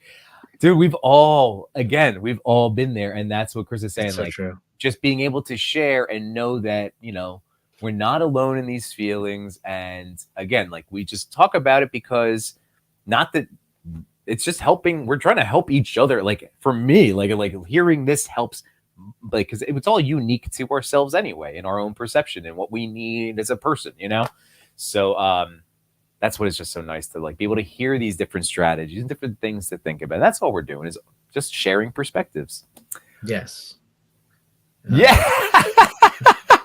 Hey, hey, it's part of life, right? You have to embrace it literally, like I try to enjoy every single day. I'm grateful. That's the big thing. I am grateful for every single day. I'm telling you, like, we haven't talked about our friend Ryan, Tuscan Traders, in a while, but just like that, we all, every single person has someone in their life, or God forbid multiple, but like we have those moments that impact us. And for me, that was the final switch in my head where I wanted to, again, appreciate every single day. Like I literally run through my day. I'm thankful for, I look to the good of what I was thankful for, because it's not all good, but I look to what was good throughout the day and I'm thankful for it. And I go, I hope the lights come on tomorrow. And that's it. But then like that helps, like that's, sorry, Chris. as I laugh No. about death. No, it's true. I mean, I think like all of this is just plastic, right? Yeah. We do love it. It's a hobby of ours, but we also understand what is important to us, and we make space for that. We make space for this as a hobby for ourselves, but we make space for the more important things as well, whether it's family or kids or loved ones. Like we talk about that too. So yeah. Hey, I'm gonna give real quick, Chris. I'm gonna give the tiniest peek behind the curtain. But yesterday, I was having a toy related stressor, and again, fortunately, having you guys and Chewy was the one that was like, okay, think about what are 3 things you're grateful for that are non-toy related, and that really like centered me, reminded me of what was important. Which again, like as much as I try, I'm a work in progress. We all are. There's no like achieving perfection. Like I'm just constant. It's a constant. Like the way that I am, it's a mindset, but you have to like work at it. And that was such a great reminder. And like the third thing I said to you guys was like, I'm thankful to have friends that I can share my crazy with, because like you were spiraling. I was, man. It happens. I just try to be smart about it, where I'm just my safe space. So you guys are my what I appreciate about you, Yimbo, you are not you are an extrovert, so you share, you're vulnerable, you share how vulnerable you are. For me, I battle it internally, and it doesn't turn out well. So I'm trying to be better at externally. I do find myself being an extrovert, but when it comes to those feelings, sometimes I don't vocalize them. So I'm trying to be more like you this year. Oh, that's one of the goals.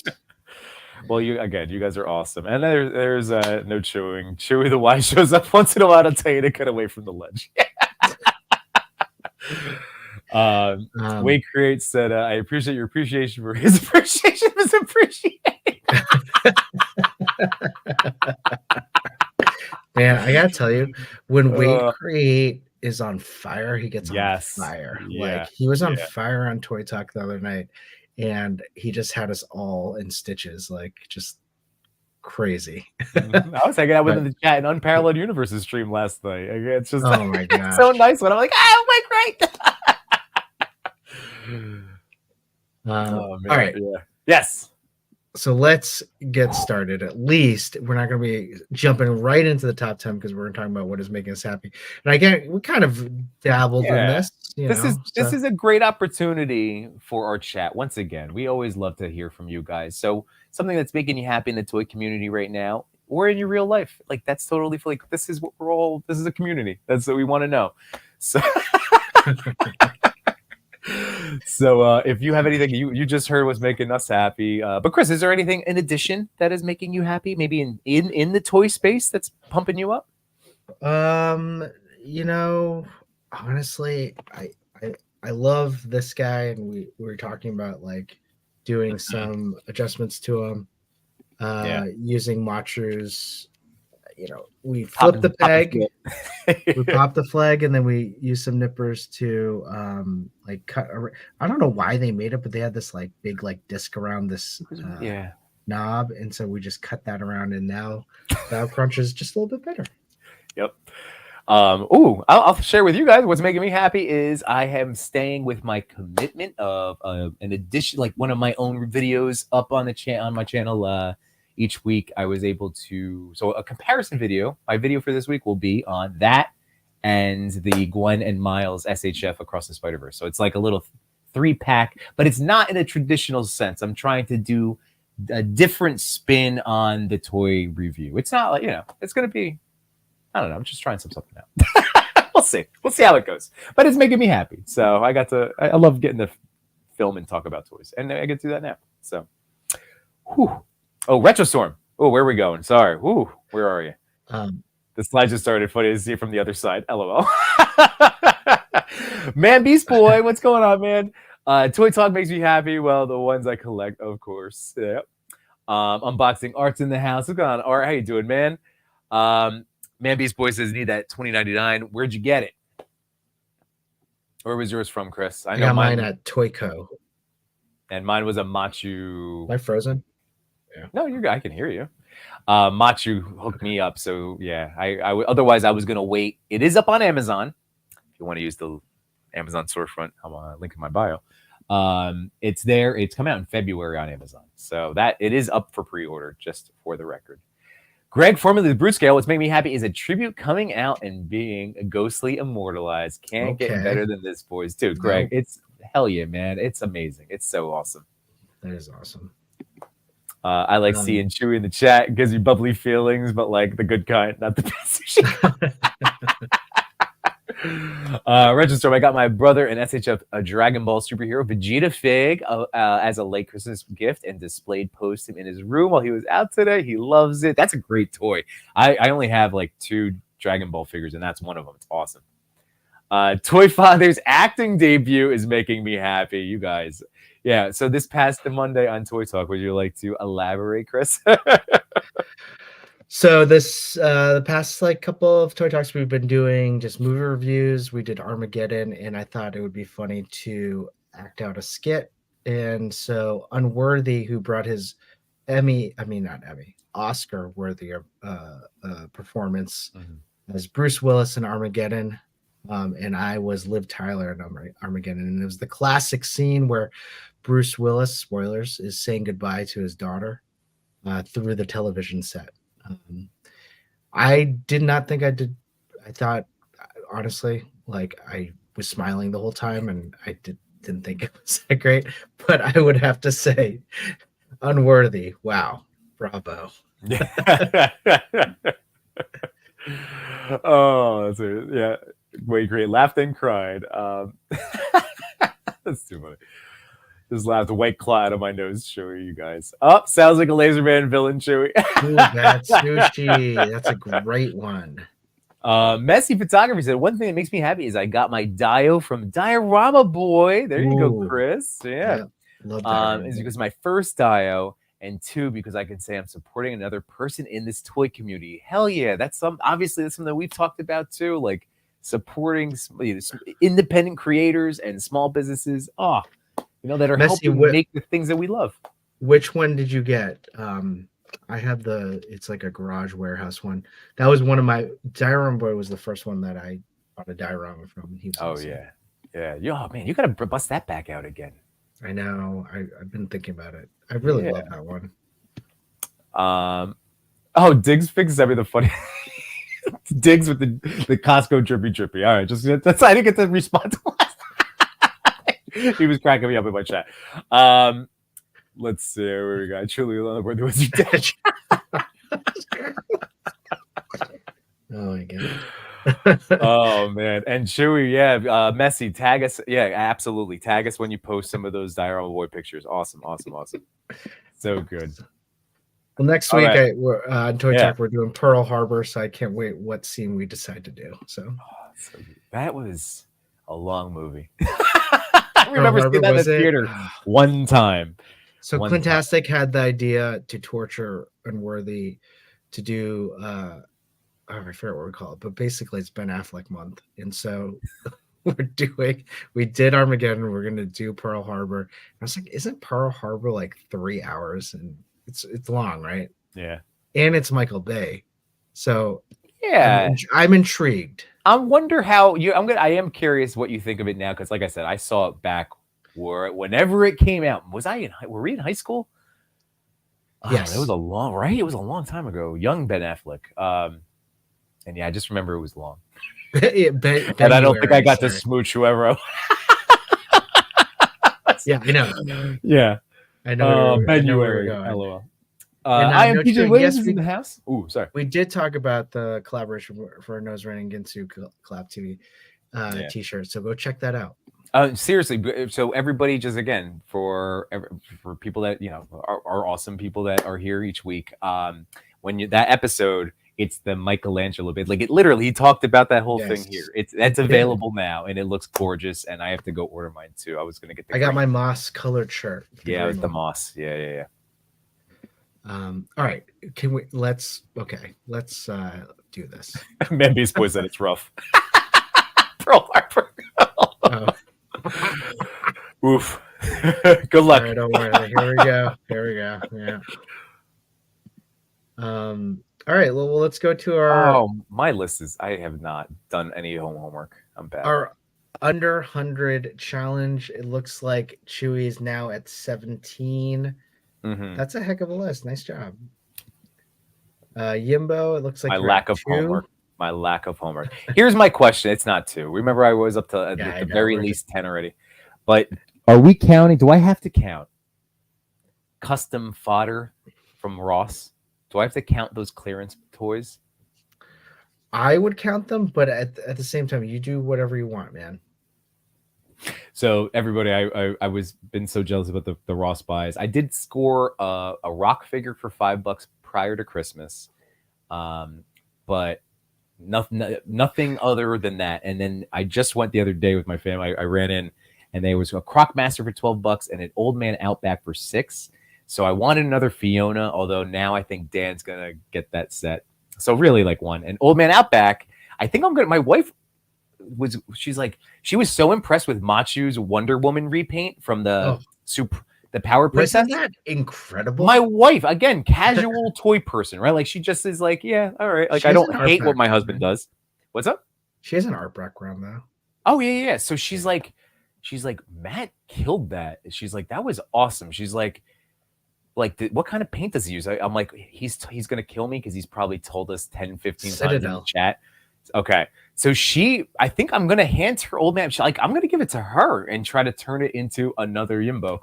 I want the little gray on the chin. Yeah. So my list is. It's all that Old Man Hawkeye is a great one for you too, though. You don't even have to do a repaint. All right. That flowing locks. Well, yeah, that one's nice. I like that one. And where are you right now? Since my list is not accurate. I need to spend time to like reformat this. So my count is really 36, but I had to do 2 slides. So that's the first slide. All right. And then here's my second slide. So it's 36. Again, I'm counting things that I pre-ordered in 2023. Mm-hmm. And some things like that came in December that I haven't opened up, such as like Jamiroquai was one. Even though that came in December. 2099 was one that came in December. There was another one. I think it was Poison Ivy, Mezco. So there are a few that came in December.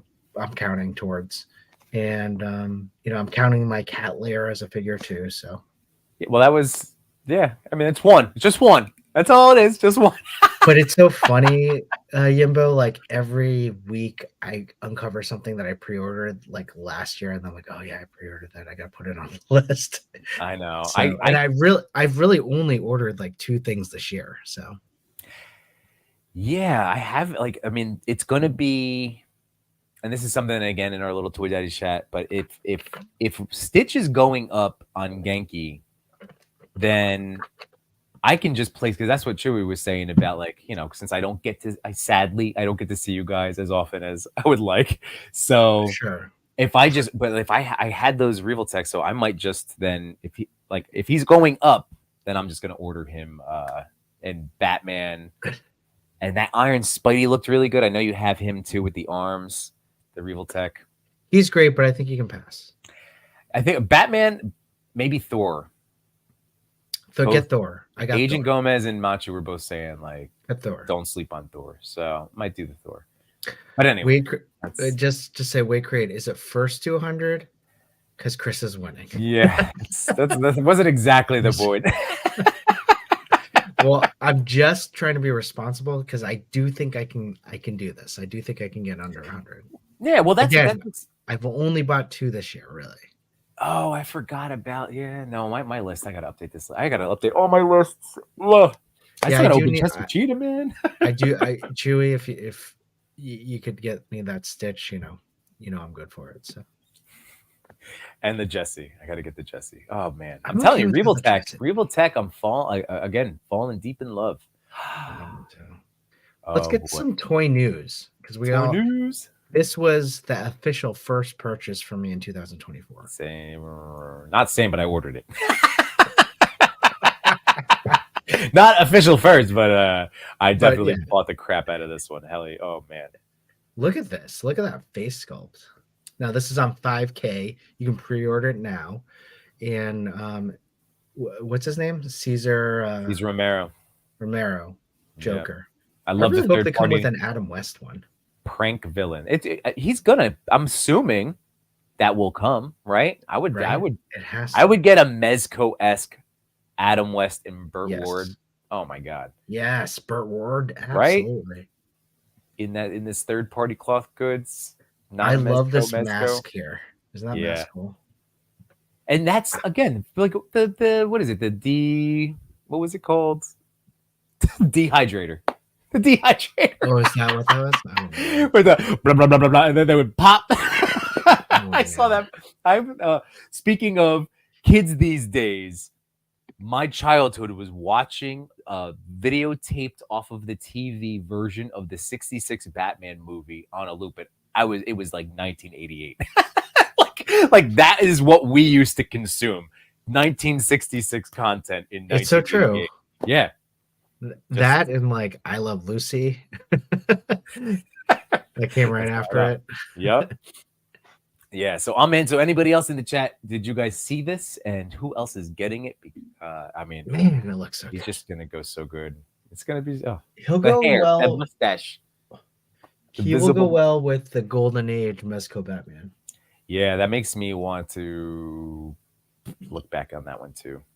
But either way, I'm just excited as like again a multiverse of Joker figures. Like I have like the Prince of Crime Mezco Joker that I really like. I have that Felix Toys Dark Knight Heath Ledger that's awesome, and now this one beautiful figures. Awesome. Maybe Boy says Fox 5 reruns for me. Wade, Crate, and Unworthy are fans of Rhea Ripley. they make them happy. Toy Addict saying that this Joker is dope. Pablo is going to get it. I think yes, maybe.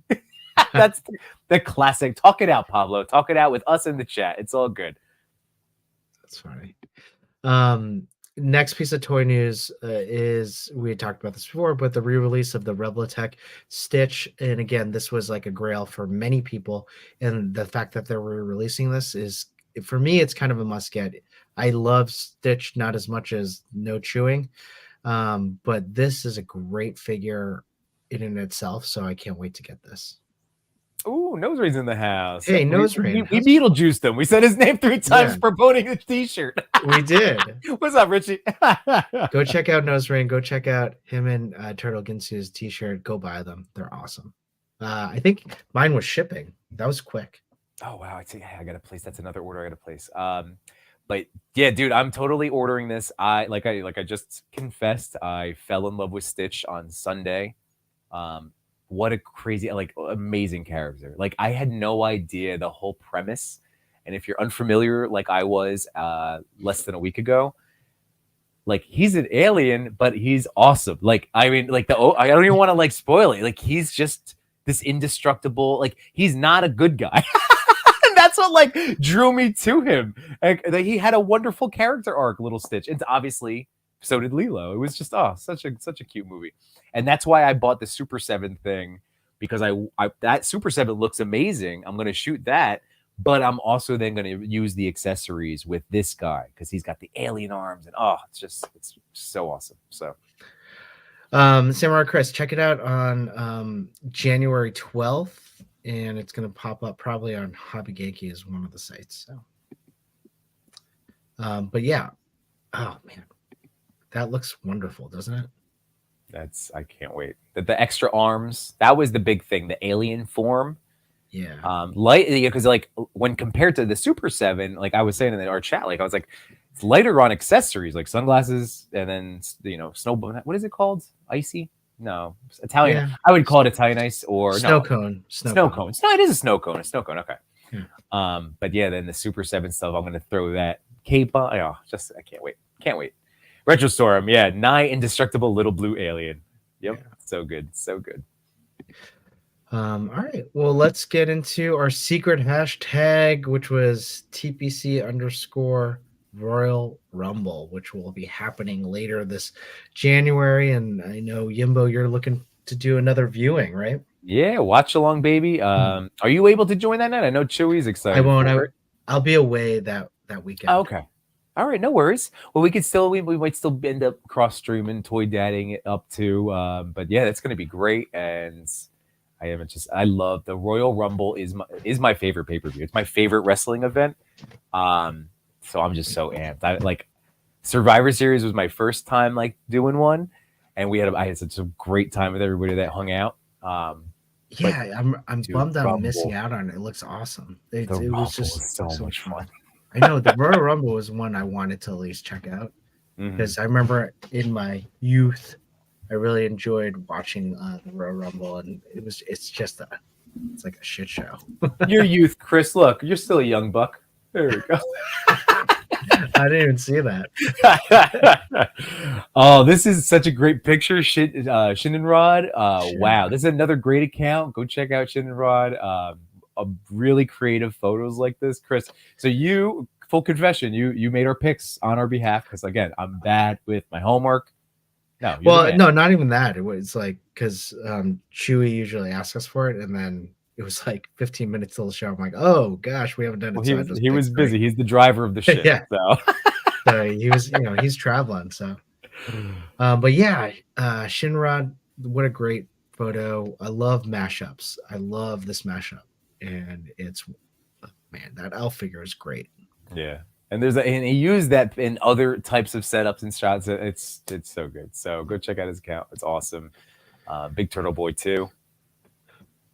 We got Unworthy Collector here. Look at that. Honestly, like he really nailed this photo, and we were talking about photo process, and I know that feeling when you like nail a photo and you're like, yes, this is awesome. And then you show it to your toy photo friends and they're like, well, you could have done this, you could have done that. And that's what makes us better. And I know this is what has made Unworthy Collector is listening to the feedback. So fantastic shot, Unworthy. So good. And Wesley K. Nice. Oh, I love Wesley K. What a crisp shot. Mm-hmm. Did you get these turtles? And joyful. No, I mean too much new toys he will fight you tooth and nail that is the best movie of the trilogy. Really? Oh yeah, that's Cody. That like he is adamant. Like TMNT 3. That's his. Now, I need to rewatch it with fresh eyes because I've said it before. But like, let's do that as a watch along. That would be fun. Yeah, I'd be down because I can't remember. Maybe I saw it once in my life, and I wasn't crazy about it. But 1 and 2 I love, but 3 I want to give another shot. That's awesome. I'll give a joyful expression. I'll be honest. I don't think I've seen 3 from start to finish, so I'd watch it.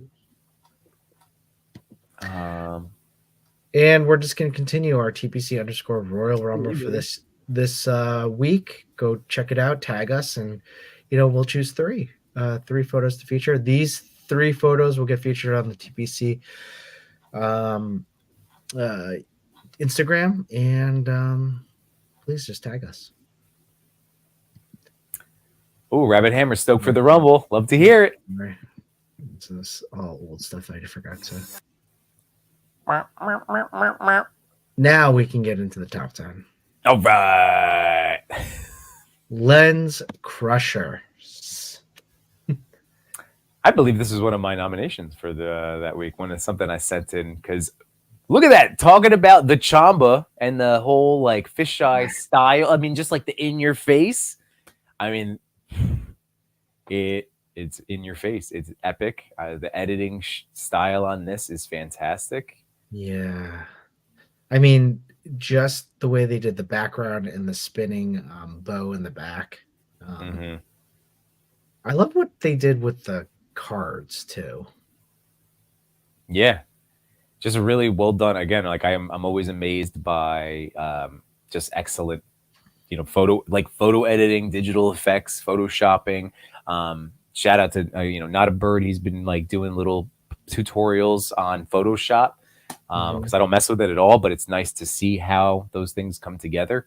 But yeah, Lens Crushers has been killing it. Right after this feature went up, another really joyful Super Mario shot that was really well done. Mario going up for the box. So yeah, it's really nice. Man, the post editing on this is fantastic. So, Mm-hmm. well, we didn't get any answers, but that's okay. If you're listening, please send me them later, and we can share them later. Yeah. All right, let's get to number 9. Whoa.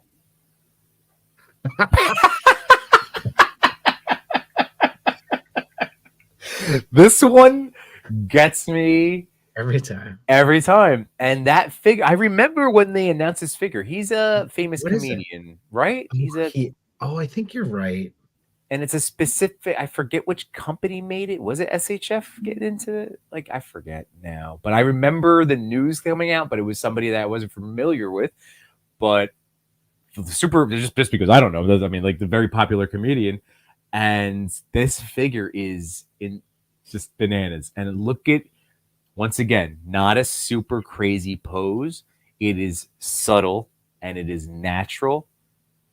And that the winking face, man, and the head tilt. I mean, come on. Even then the little torso. Like, look at the subtleties in how the posing came together. And this is probably just held in front of a Christmas tree. Yeah. If I had to get, I mean, like, I don't know the story behind it, but I could see this just being like a bloop. And look at the Christmas bokeh in the back. Oh. Now I kind of want this figure. And I do have to say I probably this isn't far off from a photo that I probably took of myself on Christmas. Oh my God. Well, as Ravat said, the wink is hypnotizing. It really is. I know, man. Like, oh. And the chest hair. And the chest hair and the belly. And the, what? Oh, it's what a cool figure. Like, just again, I wish I could had the real comedian to compare it to, because this seems like I bet this guy Really is thrilled with this action figure. Like, I would be so pumped if there was that, of like, if you had a figure, a Toy Father figure or a Yimbo figure that just is so. Oh my God! Like, do you think this year's the year we'll do the like Hasbro? What is that? So selfies? I won't, only because Hasbro gives me so many Yimbo-esque options. You're right. But I made the joke with you guys, but like, Dan Larson is a guy, like, we share similar features, and his were trash. Like, and he said it. He posted a post like, he was like, "This is not me." He got so many of them. He got so many. He did. But yeah. So I want us to get like a customizer to hook us up. Yeah, you're right. We should do something. I mean, if anything, dude, like, we'll have to talk to Duarte Studios, because he has that head scanner technology. He was doing at Legion's Con 2 years ago. So we might have to hit him up beforehand so he has like the tech with him. But that would be neat. That would be really neat. Yeah. Well, the one cam did give me some answers. The photo was actually a test shot, and it was going to be more elaborate, but I started feeling ill due to sickness. So I just ended up posting the test with multicolored lights to create the bokeh, and a piece of white paper as a reflector. Oh, very cool. Mm-hmm. Didn't tell us about the figure, though. It's great to see that the community is adding a bit more of customization to their figures to make it look different, maybe swapping accessories or adding soft goods. As far as for toy photography goes, it's awesome to see that using post process edits like Photoshop is not toy photography, is no longer a big stigma in the community. Mm-hmm. That's true. Yeah. The post edit is important, whether you use Photoshop or not. Right. I mean, and that's what the ToyPic community has always been about, is just, are there toys? Is it a toy? Did you take a picture of a toy? Like, again, it's just about the fun of the toy, the photography of the toys. I think we battle now is that a toy or is that AI? That's the one. I mean, like, I'm not trying to get into that whole thing. Only because I'm starting to get stronger feelings about it. Sure. But I'm always going to defend the artist behind the art. Again, it's a tool. It's a tool. And that's the quote that was cracking me up. Yes, 100%. 100%. The Tentic is in the chat. LOL looks like the new coworker who's had 5 too many at the work Xmas party. Truth. And Messi said, I always wonder what Santa did all the years before December. Here's my answer. Or did all year before December. Oh, man. Wait, great. Nothing about that is natural, Yimbo. Are you kidding me? I probably... That's all natural. Are you kidding me? I could absolutely... That could be me winking at my wife shirtless. Like after Santa... Never mind. Telling you, if I could Come grow a in there. stash like that, that'd be eerily like me. So just saying. Well, the one cam, congratulations. This photo I would like to print and then bring out every Christmas. So thank you. And Ravat said, is it Revel? Is that the name of the actor or comedian? I want to say it's a comedian. So is it Revel? Is that what it? Revel's Wolverine hairs. It is the little like chest hair painted the little Wolverine style. But I'm wondering if the person's name is Revel. We're gonna have to Google that. Chewy, the real question, not is it AI, but is it Laser Man? Get Lays takes new meaning. Is it Laser Man? Yeah, what was the new thing? AI, meta AI? Oh yeah, you were playing with that. If you go on Instagram there and you say at meta AI in the group chat, in a chat, in a chat, and you go imagine, and then you write down whatever your prompt is. For a little bit for the past couple of weeks, I would be doing that. Imagine Laser Man, or this kind of all started with Cox Create and Clintastic 4, who did imagine Laser Man fighting a cow with the purple cape, and they came out with some great ones. So check out Get Lazed and see that artwork. All right, the one cam. Thank you so much. Yes, you're awesome. You brought us joy. Let's move on to number 8. Hey, we know this guy. Speaking of Wolverine hairs. Congratulations, Clint, for coming in 8th this week. Wow, this is awesome. This was his New Year's shot, obviously. Yeah. And man, another killer setup. Wonderful. Wonderful shot. Keep talking. I need to pull up this behind the scenes shot that he had sent me. All right, no, because my question for it, since you're going to get to share that out, is real confetti. Like, did he cut up some and make his own 1/12 scale confetti to drop down while shooting? That would be epic. And if not, if it's digital, again, Clint is a maestro at the digital photoshopping. So I just great again going to the posing. Look at the posing. Look at the look. It's great. It's so good. So, yeah. Okay. I can't wait to share this. This is awesome.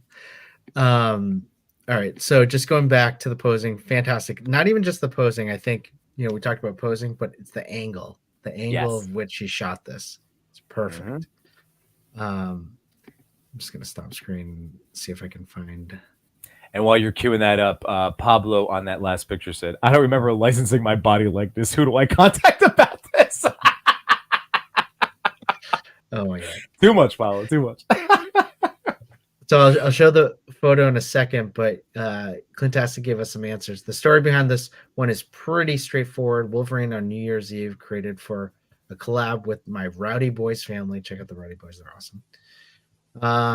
One of the more practical photos utilizing just a high shutter speed, a disco ball, an inhuman amount of confetti and desperation. I finally achieved this shot after 150 frames. I'm still cleaning up the confetti from this photo. Check this out. Oh my God. Look at all that confetti on the ground. That is wow. I love the effort, man. Because look at this, like even the party going on. Yeah. Oh man. And you know what? That's so cool. I do that stuff too, where because I didn't blow it up enough on my TV, but like Were you making them out on that originally? Because I don't like. I just like that they were there. Do you know what I mean? Like, seeing there. Yeah, I don't know. oh, it's because like I can't tell you how many times I've set up full blown things that don't even make it into the pictures, but like I'm just happy I've set them up. Like I needed for my own story, even if it's not captured in the lens. Like I'll have other things happening, just because it's again the whole process is fun for me. You know, like, you gotta it's playing, it's setting up. Yeah, I didn't see them there before. Like, you're right. Yeah, because it's just no, but that's what's wonderful. I love it because this is like a beautiful Wolverine portrait. But I love now knowing that all of them were there, and that you caught the dropping. Oh my God, Clint, good for you, man. Yeah, that was awesome, Clint. Yeah. Oh, and he said they were supposed to be there, but had to sacrifice aperture to get the lighting right, and that's okay. That's what I'm saying. Like, it was just neat. Oh, like I said, it's something that I'm very familiar with. That's why it's resonating with me. Ravat said I have to hold my breath taking this shot. Wade is applauding the commitment. And Diggs says, also reminds me of the take on the Leo meme from Gatsby. Yeah. Oh yeah. So good. No, it was nice that he shared that after shot. I love that. And man, Clint's just a great guy too. So. Yep. Well done, Clint. Yeah, buddy. Well done, Clintastic. Number 7. Sorry, I interrupted. Common_idols. Now, this was nominated by Machu Toy during our cross stream, I believe. Nice. Yeah, these figures, there were another one that was like 5K, third party, super tempting, and I've seen excellent work. Coulton's Cooking Comics has done great shots with either this specific figure, but it's like this. There's the Forrest Gump, right? Who else is I don't know. Did you get like this figure? No, I did. Like I wanted it. It's funny, like because I knew the cartoony look wouldn't blend with the rest of like Mezco and stuff like that. But then I was super tempted because of the body, because I was like, oh, come here, another. But I was able to talk myself out of it. But I get to enjoy pictures such as this, and that's what I'm super pumped about. I mean, this office, like thinking about just the background, the desk, the toaster, the typewriter, like well, the accessories are amazing.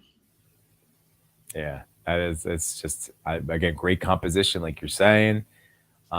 Just like I love, like, again, not fearing, and no call back to the Ed Sheeran. Oh, just found out Boston Calling is right near me, and they opened up, and you know who is headlining?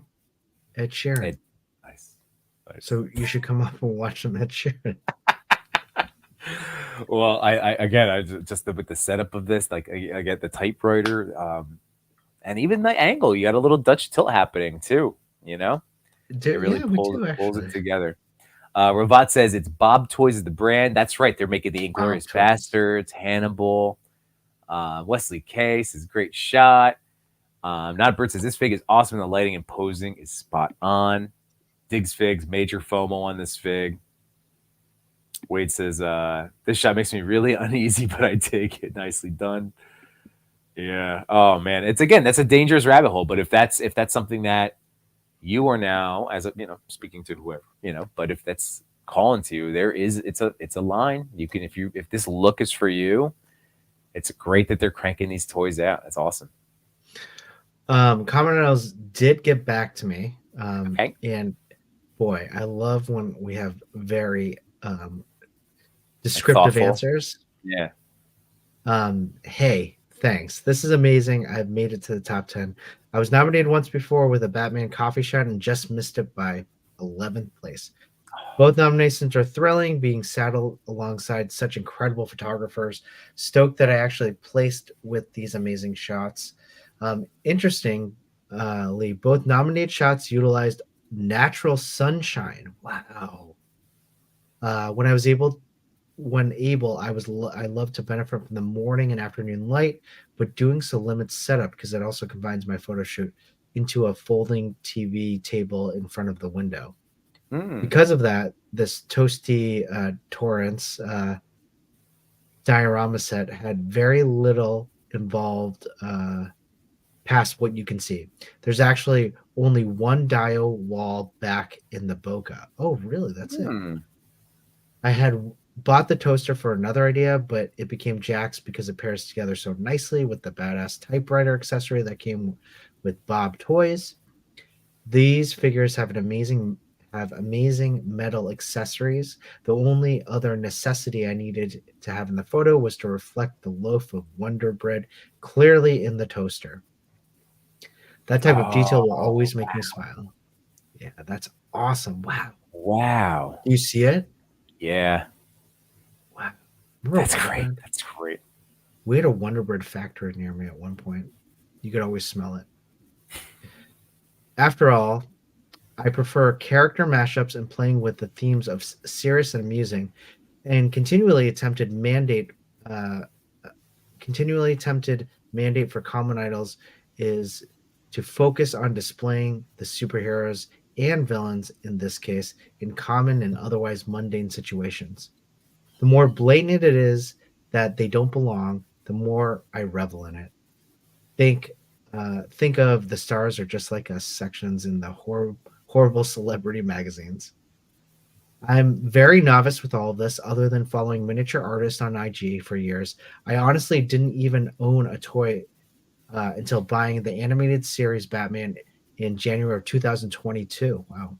The articulation blew my mind, but I'm happy to have started building sets and jumping in with both feet because it's a very positive hobby for me, mainly due to the fact that a toy community with people like you fellas are such positive space for everyone to be creative with in so many fabulous ways. That said, to your question of what I'm enjoying, I am finding that I gravitate to the practical and creative photographers most because of the movie scene photographers, while amazing, don't impress me as much as new ideas do. And since I freestand 99% of my figures for now, I do not use much Photoshop, only Lightroom, and more creative. The more creative the photographer is with their setups, the more I enjoy their work. That said, I try to pass out as many likes as I can scrolling through IG because it's such an amazing community. That I wasn't around before the hashtag business, so no idea how much better it was before. Ignorance is bliss, I guess. And thanks for reaching out. I'll try to watch the show on Wednesday. And I actually work in film/TV as an editor, so my schedules can be volatile. But I love you, Toy Daddies, are so committed to the community and constantly supporting artists and running fab contests and events. And apologies for being so long-winded, but I get to the chat. I don't get to the chat like this very much. Very cool. Aww. Well, I appreciate it. Thank you, Comrade. Yeah. Again, very thoughtful with all the answers. And it's really amazing to think that all of this is all practical. I love it. Yeah. I mean, that's how, I mean, again, only because that's my skill set. That's what, like I've leaned into what I know. But yeah, it's super awesome. And Common Idols, yeah, hit us up whenever, man. Let's chit chat. Let's talk toys and photography. And all right, let's move on. So good. Yes. And by the way, Chris. Whoop. Number 7. Because I know that we have to, get up early and all that, I'm just going to tell you right now that there is a Wonder Bread story and the Chariots of Fire that I one day want to tell you on a stream. So if you guys remember, remind me. I won't do it now. But I have a Wonder Bread story. No, not now. We're going to go 6. We're going to go 6. Okay. Number 6. How often do you get to tell a Wonder Bread story? I know, and now I'm going to be thinking about that from 6 to 1. Well, maybe this time, but yeah, we'll have to see. We'll have to see. But Crooked Ninja Turtle. Oh, I love this shot, and I love that Usagi Yojimbo figure. And I have to open my Yojimbo in space. Did you ever get that guy? I didn't get Yojimbo in space. I got this one, but I don't think I shot it, and I enjoy it. It's a good figure. It's another one that I love having. I love looking at him on my shelf. I've only done one shot with him, a walking picture, I need to get that. He looks so good. And this particular picture, like, look at the lighting coming out of the lantern onto the snow. Until And the I little love the dinosaur. little dinosaur pet. What a great It's scene too. Yeah. Well, it's the perfect expression. It's the stoic expression. I love that, like, just that you went with the hat and the jacket look for him. Again, like, it's a great composition. What do you think, Chris? Digirama back there? I mean, we might have answers. I Just think saying. so. Okay. Yeah, we do have All answers. right. But All right. I think so. I didn't look at it. Well, Crooked Ninja, as I said, thank you. It's always an honor to be nominated, even more so to make the top 10. The story behind the photo is the story of Usagi, is that he's on a journey and about to engage bandits in a battle he can't avoid. The story for me is I've never done any snow photos, and Usagi is a character in my collection that I haven't done many or any shots with. We were just talking about that. So I wanted to combine these two things and see what I came up with. Big shout out to Sully, Not a Bird, Not a Plane, for the reel that he made and showed us using baking soda for snow. Brilliant. Oh, so that's what he used, baking soda. Nice. The toy community keeps me happy because of all the supportive people. I've made so many friends since I started doing this almost a year ago. So many talented photographers and so many genuinely good people. Plus, I get to keep playing with toys. Yeah, and I apologize for not mentioning before because I'm still wrapping my brain around the it's just silly, but like, look, I haven't inserted in my brain cell yet. But Crooked Ninja Turtle is also a part of Behind the Plastic, one of the now 4 hosts, 4 wonderful gentlemen that bring smiles to the toy community. So just wanted to again correct myself for my previous, yeah, it happens. Yeah. All right. Well, oh, real quick, TMNT, our boy Jay did ask if either of us got the Usagi 4-pack, and I did not because I have the space and the original, and so I was able to save the credit card on that one. yeah, I didn't, and one of the reasons because I got the Bloodied Wrath, the Leo, and the Splinter. That's and right. then I was like, I can't add the Usagi because I really wanted those 3. Yeah, this guy is like such a great figure. and those 3 are going to come out, right? Because I had them in my NECA cart, and then I forgot to like check out. Yeah, those 3 should come out to retail. I believe it was the Usagi that was the 4-pack that was just for the website. Yeah. But Nilla Grilla's in the house. What's going on, man? Hey, Jay what's up, Shot. man? Someone say TMNT. Love that. And we go figure go. We were shouting you out before, buddy. And Goes here you here? are. Yeah, Oh, goes nice. here. It's okay. There we go. Oh, we got All the bots. BTB bots. Rabbit Hammer says, I hope to one day get Usagi and normal ninja version. I don't have one yet. Maybe I will try to do a custom one day. Yeah, there are some, like, just check it because they released this one. They did the comic version. There's a black and white version. Then there's the 4-pack, like the space. He's a cute, superhero he's a fun one. little, yeah. Superhero Usagi. There you go. Hit with the carrot gamma rays. Okay, but that if Jay Shot and Machi, they must have wrapped up between 2 Sentinels as always. Everyone, make sure you're part of that replay crew. Tonight they interviewed Grown Ass Men. There you go, Grown Ass Men Toys. So we outside. So that was awesome. So I'm looking forward to catching up on that one, guys. Yeah, great. And Steve Morrow loved the lamp. Nilla Gorilla, that Usagi was maybe my favorite figure last year. Definitely the best bang for its buck. I'm with you, Jeremy. It's a really great figure. Like I said, I just like it being a part of my set. All right, well, let's move on to number 5. Insightful imagery.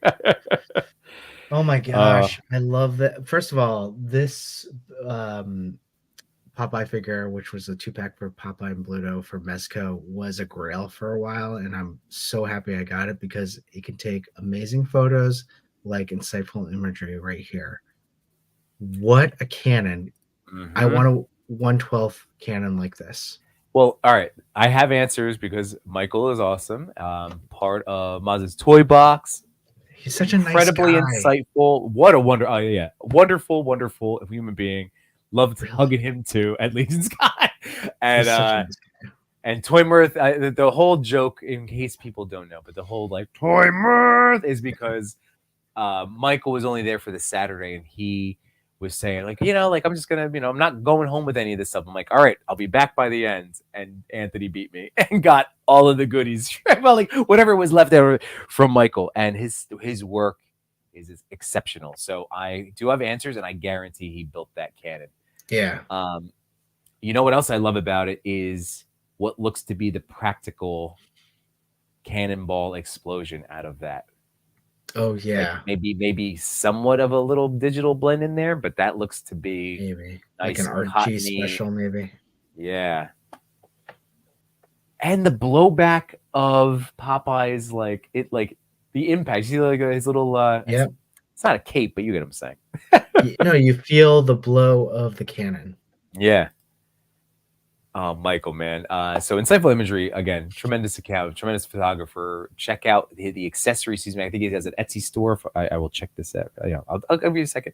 Anyway, here's the story for the picture. Just being creative and photographing one of my favorite figures. Having figs interact with unique props helps communicate a story and create photographic challenges with lighting. Designing and 3D printing props that aren't common on the toy photo scene. Yeah, man, like... You do, and such a great job. And what's making Michael happy? The overall acceptance and willingness to help one another. That's it, man. That's it. Yeah, Michael's the best. Insightful imagery, everybody. And I'm just double checking real quick. He has a link in his bio over on Instagram. And there is a Patreon. There's an Etsy store. I mean, that's right. His Patreon. He's giving away 3D product. Like, go check out his stuff. Michael is so sweetheart of a man. Yeah, really, just an amazing person. And Wade's great with the hashtag feel the blow. I knew when I said that, like Wade Creator was going to say something. Hey, while we're halfway through, I know this is something a little different, but we usually do this at the end. I thought we would do our hashtag giveaway, our fast pass giveaway right now. Do it. And we'll just have people kind of put it in. And so it's hashtag Wonder Bread. Put it in. Perfect. So this is a fast pass, and you can choose a photo of your choice or pay it forward and nominate someone else. And it will be on the TPC, the ToyPic Community Instagram. It'll be featured for a nomination for a top 10. So check it out. So we'll keep adding these entries as we go along. Put it in. Yeah, keep them coming, because keep them coming. Hashtag Wonder Bread, because this way we can keep moving on to number 4. We will keep this up and running while we collect our entries. So again, hashtag Wonder Bread, everybody. Get in there. Get in there.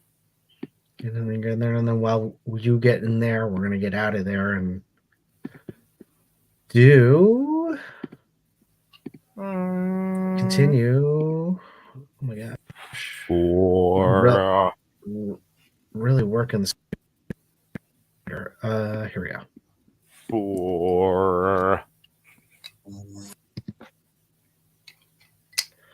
Oh man, look at this pic. Dan Toyman. The Dan Toyman? The Dan, you think? The Dan Toyman? It has that nice little flow. The Dan Toyman. The Dan Toyman. The Dan Toyman. The Dan Toyman. You know, the Dan Toyman. I love the it. Dan. The Dan Toy. Oh yeah, the Dan Toyman. Got it. Yeah. This is a figure I own. Do you own this Swamp Thing, McFarlane? Is this the one with the? Is this the new one? I have the one with the wings. Oh, you got the wing light. I bought the standard version. He had hit. This is a McFarlane, though, right? This is a McFarlane. I have the DC Director. Oh, nice. Okay. Yeah, McFarlane had two versions of it. There was like a GameStop one with the crown, or like I guess I would call it a crown type of thing. But I went with this one too, and I have not utilized him at all. Again, he's another cool character. Great backside. Right? Did you ever get into Swamp Thing? Ever read any of the comics? The Green. Yes, I got really into it when Scott Snyder wrote him for a hot minute, and I really got into that DC show. Oh, I never gave that a shot. And then what was it? Short-lived, one season, right? Yeah, one season. It was excellent though. It was really that's all I kept hearing. And then when I heard it was, I was like, well, I'm not going to start it, but I should go back. But man, Swamp Thing for me, Chris, like the New 52. I always point back to that was like my heaviest comic reading. And again, you and I living parallel lives, not knowing each other. right after like Blackest Night, like the whole Jeff Johns Green Lantern phase was incredible, and that led into the New 52. What was that? It was like 52 weeks, right? It was. That's where the Green was. Right. So that's where I like first read it, because I was reading I was like, well, the whole premise of that was there's all these characters. Let's like introduce them all to you all over again, right?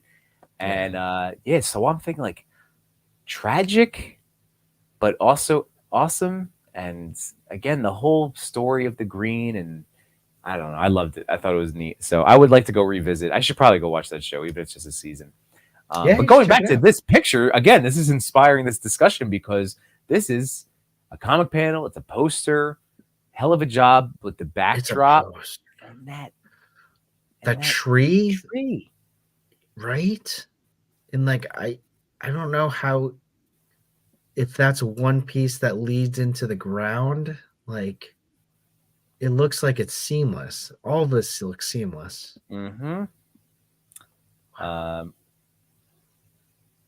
But unfortunately, no answers for tonight. But that's okay. Dan Toy Man, go check out. Great account, great page. And again, killer. I love the eyes light up. Nice little touch on there too. Yeah, it's perfect. Wade Create said, couldn't have a setup like that. All my toys would live in that setting for every shot. It's true. So true. And Go says, New 52 Batman Eternal was phenomenal. True. Yeah. All right, let's move on to Number 3. Oh, it's a magic number. Backstreet Toys. Congratulations. All right, stop. I mean, I wasn't gonna say anything until you stopped, but I was waiting for the Backstreet Toys, like, Oh man, what's all right? You start. Toys. All right. No. Yeah, nice. That's a great sound. Oh yes, this is neat. Is that a Mr. Coffee, or is that an espresso maker? A French press? What is the name of this? I drink coffee. I just make. That's not a French press. I think that's. Is it espresso? Sort of, I don't think it's espresso. I don't know what it is, to be honest. It's got it. I think it's espresso. Espresso. Could be. I don't drink. I don't have any home espresso makers. Well, being a half Italian, I have an espresso machine that I got for my wedding that I don't think we've ever unboxed. Oh, really? No, that feels. It was on the list. Was it really? Yeah, the register, for some reason, I have pot. the other night I was in the basement. I was like, why did we put an ice bucket on our list? Or like it had like the margarita shaker, or then the margarita, like the dude. Wedding registries are a trip, man. It's a trip. Something else. Wedding registries. Yeah. I mean, that we had the like scanner gun. We were just going like everything. Oh yeah. That was, I mean, granted, it was fun. It was a dopamine day. Going bleep, bleep, bleep. Yeah. Go figure, go. You just made the list. That's right, man. So Revolt, thank you so much for helping us out with these answers tonight. We're like giving us like, yeah, like to our general questions. A mocha pot. What is a mocha? What is mocha? Is it mocha like yeah? No, that's spelled Is that a differently. different thing? Yeah, it is a different thing. Mocha I have Googling to do. But thank you, Robot, for helping us give me the words to Google. But what a great Wade, photo. it is a fantastic photo. And I was just gonna say, Wade, not sure what kind of pot it is, but it was definitely rubbed. Yeah, super Mocha inventive. As I believe It's a coffee pot. It is a coffee pot. Okay. Mocha. Yeah, some sort of. Oh no, wait, no, you're right. A mocha cup express espresso maker. Yep. Okay, you're good. Yeah, you're right. Yeah. Hey, Mamma Mia. You can do that. That's what. Yeah. Hey, hello. All right. But oh man, it's very cool. Again, beautiful editing job.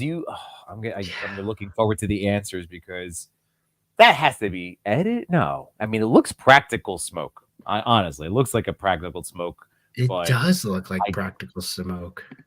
It's gonna break my brain if it is. But this is one of those wonderful shots that, once again, like even going back to the start of tonight's stream, like when we talk about table shots and desk poses and things like that, this is enhanced, but it's still like it's a toy. I think it's being a toy, you know. I think the smoke is natural. He put a blue smoke bomb in that thing and it filtered out, but then he probably post-edited it to make it look nice. Interesting. Let's see. Wake Rate says it's probably magic. Well, isn't that was the answer for most of human history, right? Magic. I can't figure it out. Magic. It's magic. So Joe, congratulations, man. It's a great account. It's a great account. Inventive shots, super creative, and congratulations. Boom, boom, boom, boom, boom. That's it. Chris is yawning. Time to wake you up, Chris. When it's just two of us, this is rough. Oh, I'm boring you. I gotta bring the energy. This is where you and Chewy like go up, and then I can be like this. Right. I know it's all good. We're almost we love doing this, everybody. This is just we're early risers, but this is number two Black Pear Studios. Go first, man. I love Godzilla. I really do. In fact, I'm very surprised. I've had to like really hold back on buying like Godzilla figures. I have one SH Figure Arts figure that's an amazing from Kong vs. Godzilla that it's like the perfect size. It's only this big. But wow. And on a side note, I really want to see the new Godzilla -1 movie. That looks and I've heard it's amazing. What an amazing photo right here, because this is iconic like Godzilla pose right here with the fire lighting him up and just utter destruction everywhere. Yeah. I mean, like it's scorched earth. Look at that hell on earth sky. The reflections off of the water. Right? I mean, truly tremendous. And Chris, like it's so funny that you and I have been watching with our wives Monarch. Yes. Right. So Monarch is Apple TV. Such a good show. What episode are you on? We're all caught up. So whatever the next one is, what, Friday maybe? It's still going. Oh, is it? Was it done? Was the last episode done? I don't even know anymore. I thought that was it, but okay. Well, it made me go back. Either way, last episode, you might be, oh, yeah, did it set up the next season? Maybe. No matter what, it made both of us go back to the Bryan Cranston 2014 Godzilla movie. And how funny is that? Again, parallel I just was like, oh, we just finished this episode, and you're like, oh my god, we just I just did the same So thing. I went to that one, and I guess Monarch happens in between that and the King of Monsters one, like whatever the King one. Yeah. So I'm pumped. Mhm. It makes me want to go back and enjoy all of those movies. Like I want to see Kong, I want to see Godzilla versus Kong again, but I really want to see this latest one for sure. Yeah. Yes. In this, this one has nothing to do with that. Oh, really? It's separate. Just that this is a new This version. this is a Japanese film. Ooh, okay. All right. I just was like hearing the rave reviews, and it's like Godzilla, I'm in. And again, with you, I don't know how I don't own one, but probably because I need like a 1/12 scale. But that's a bad idea Super for you. 7, the Super 7 Godzilla -1 looks amazing. I think we only have a few more weeks for that one to pre-order. Interesting. All right, I'll have to look into that. Rabat said Godzilla -1 is worth hiring a babysitter for the night. Take the significant other for this one. All right. My wife and I are going out for dinner. Maybe we just go out for a movie too. Yeah. Nilla, it's a great show, dude. Like honestly, like if you're into the whole lore, it's sick. It's awesome. It's so good. Can I just say, like Kurt Russell and then Wyatt Russell playing the same character is awesome. It's amazing. It's amazing. It's so neat. It's really just brilliant the way they did that. Yeah. There was one shot, and this isn't a spoiler, but I thought artistically this was really cool, where it showed an old video, or they did like a whole projector. Like projector. Yeah. And then old Kurt Russell stood in front of it, so his son's face of himself was supposed to be himself.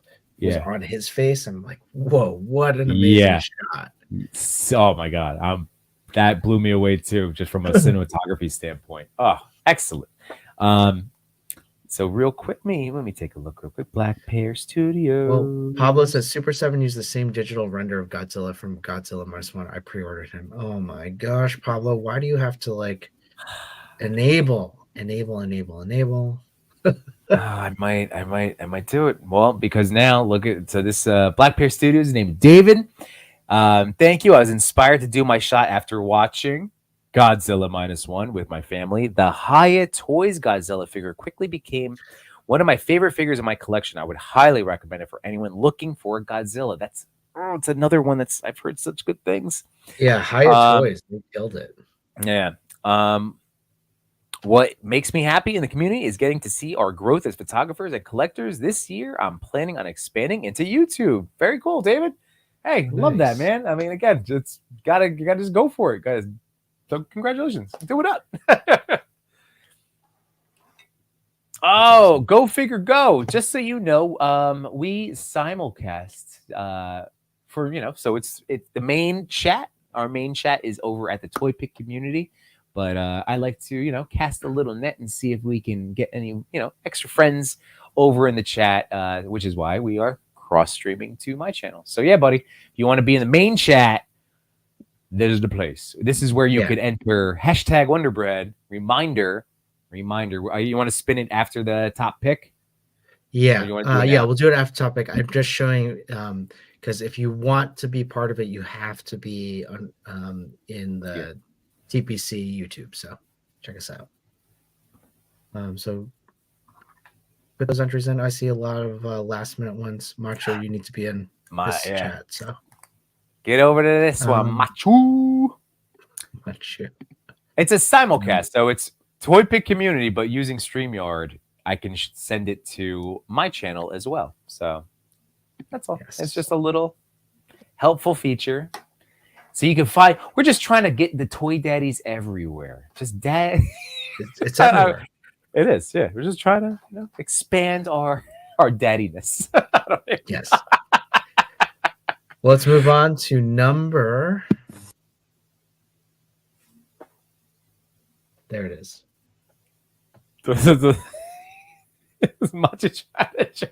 Oh, it's our top pick. I was so ecstatic. So this is the coolest thing about Jay and all of the behind the plastic guys, because being as genuine and wonderful as they are, I saw within group chats and just like the love for Jay as a human being, not just like this incredible photo. Like that was so nice to see, Jay. Just so you like, it was just heartwarming. It was such a, because this shot absolutely deserving of the top spot. Like, man, Yep. congratulations. It's spectacular. But as a toy daddy, my heart swelled with pride hearing all of like, not just the, the work, but the compliments and the support of you as a person getting this. I thought that was amazing. So love you, buddy. Yeah, I totally agree. I mean, definitely. It was when I saw it, I was like, is that TMNT's photo for number one? And I was so happy. In the comments, like you said, his support were just amazing. So congratulations, Jay. Honestly, well deserved, because first of all, you're just a great person in the toy community. And also, this is a fantastic photo. Do we have yeah. Yeah, this is where. Oh, you know what? While you cue that up, because I didn't realize, again, No Chewing is the man, and he is the driver. Like he pushes us along. He's the best. He's so good at that. And sometimes he takes care of stuff while Chris and I are lacking, screens in our faces during our workday, and he will take care of things and again be thoughtful. So he reached out to Jay. I didn't know, so I also sent him his questions, but I had some fun stuff that I wanted, so I can read those real quick. So, I don't want to read that. Nope. Here we go. No, I don't want to read because we have a little surprise. All right, so bonus questions I asked were favorite TMNT weapon of the Turtle Boys, favorite TMNT villain, and then I said, what's one of your favorite all-time quotes and why? So,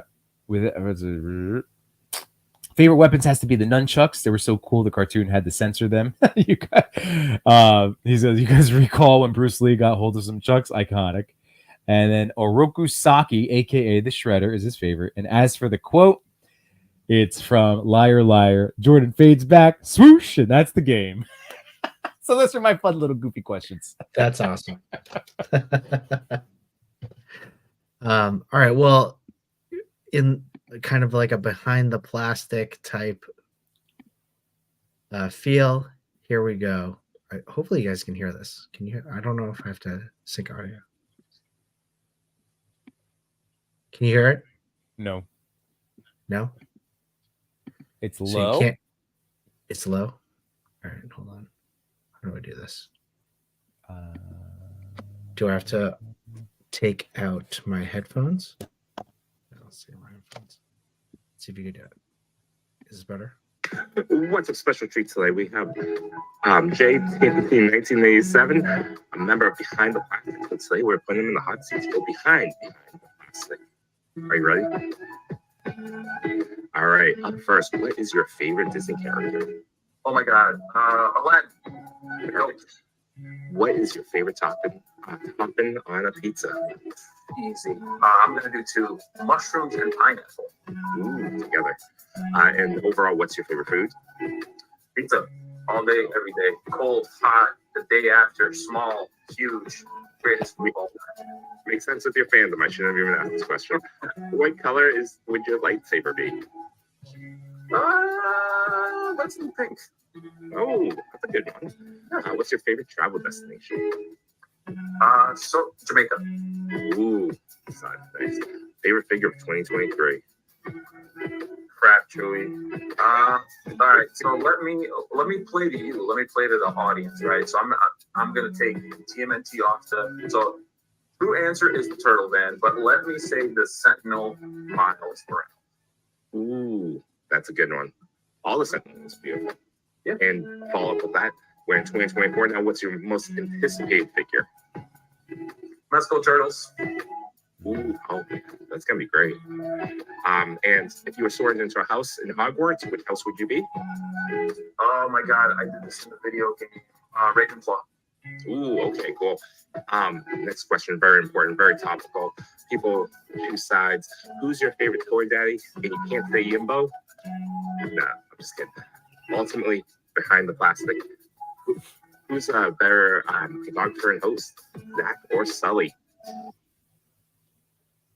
Is that it? Was it like running out of the time? No, like was it an intentional running out? Because that's what they would do. That's what they did when the three of us kicked it off for him. Asked us the really tough question with the. Or is there more? Does he answer? No, right? I love that. I love this. I think bit. that's it. I love this bit. That's amazing. That's amazing. Perfect freeze. Look at that Chewy. Oh, Jay, that's awesome, man. Oh, that makes me so happy. You know what? Like now, let me just share his the other little question here, or what I was about to read for you. Hang on a second, because he typed it out, so I want to take the time to read him out for everybody. So he said, "This is the first photo I took after getting a new diorama. It's just a modular 2-wall piece. It finally allowed me to place my lighting elsewhere besides straight on, like my standard sewer diodes. This was also a mini tribute to Sergeant Bananas, as this shot was 100% inspired by him. I tried to mimic his style." And then without sounding repetitive as hell, the fact that an actual community is out there that we can just talk and nerd out all together on various platforms. We all had toys, but a community and toy shows were not around. So that's it, man. Dude, Jay, congratulations, dude. Oh, That's awesome. wonderful. Yeah, really, congratulations. And that is our top 10 for this week. Yeah, buddy. Let's go So back we have to to this. do our fast spin. And Machu, the only reason I didn't quickly send you the link is because Chris and I are yawning and fading, and we're gonna be wrapping this up, my man. I did think about it though.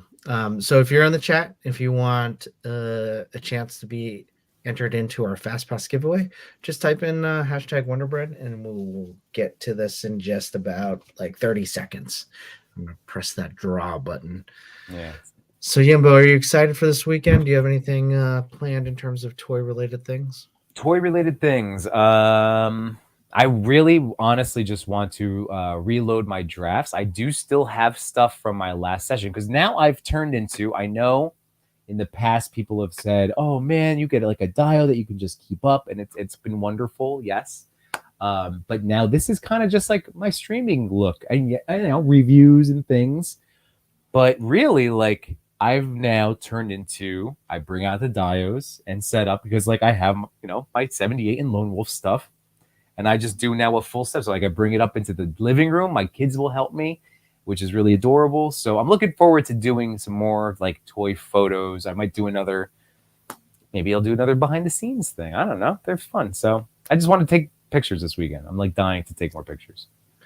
So am I. That's what I really want to do. Just take some time whenever I have time. Right. Try to squeeze it in. But no, like I definitely I just want to set it up because I know once it's set up, like I just stared at like my 78 city that I had like built that whole weekend. And like I just walk in, and even if I wasn't like shooting it, I would set up like a Batman and and it's just a piece of art, you know, again, like we said when we were buying it, like this is a piece of art. Just drooling looking at it. And then finally like getting the chance to get the lighting going and snap the pictures. So I just want to set it up. I just want to get it going again. Well, let's do our Fast Pass and let's draw right now. Bing bing bing bing bing bing bing pom pop bing bing pom pop bing bing pew pew pew pew pew pew pew pew bing bing bop. Hey! Yeah, awesome.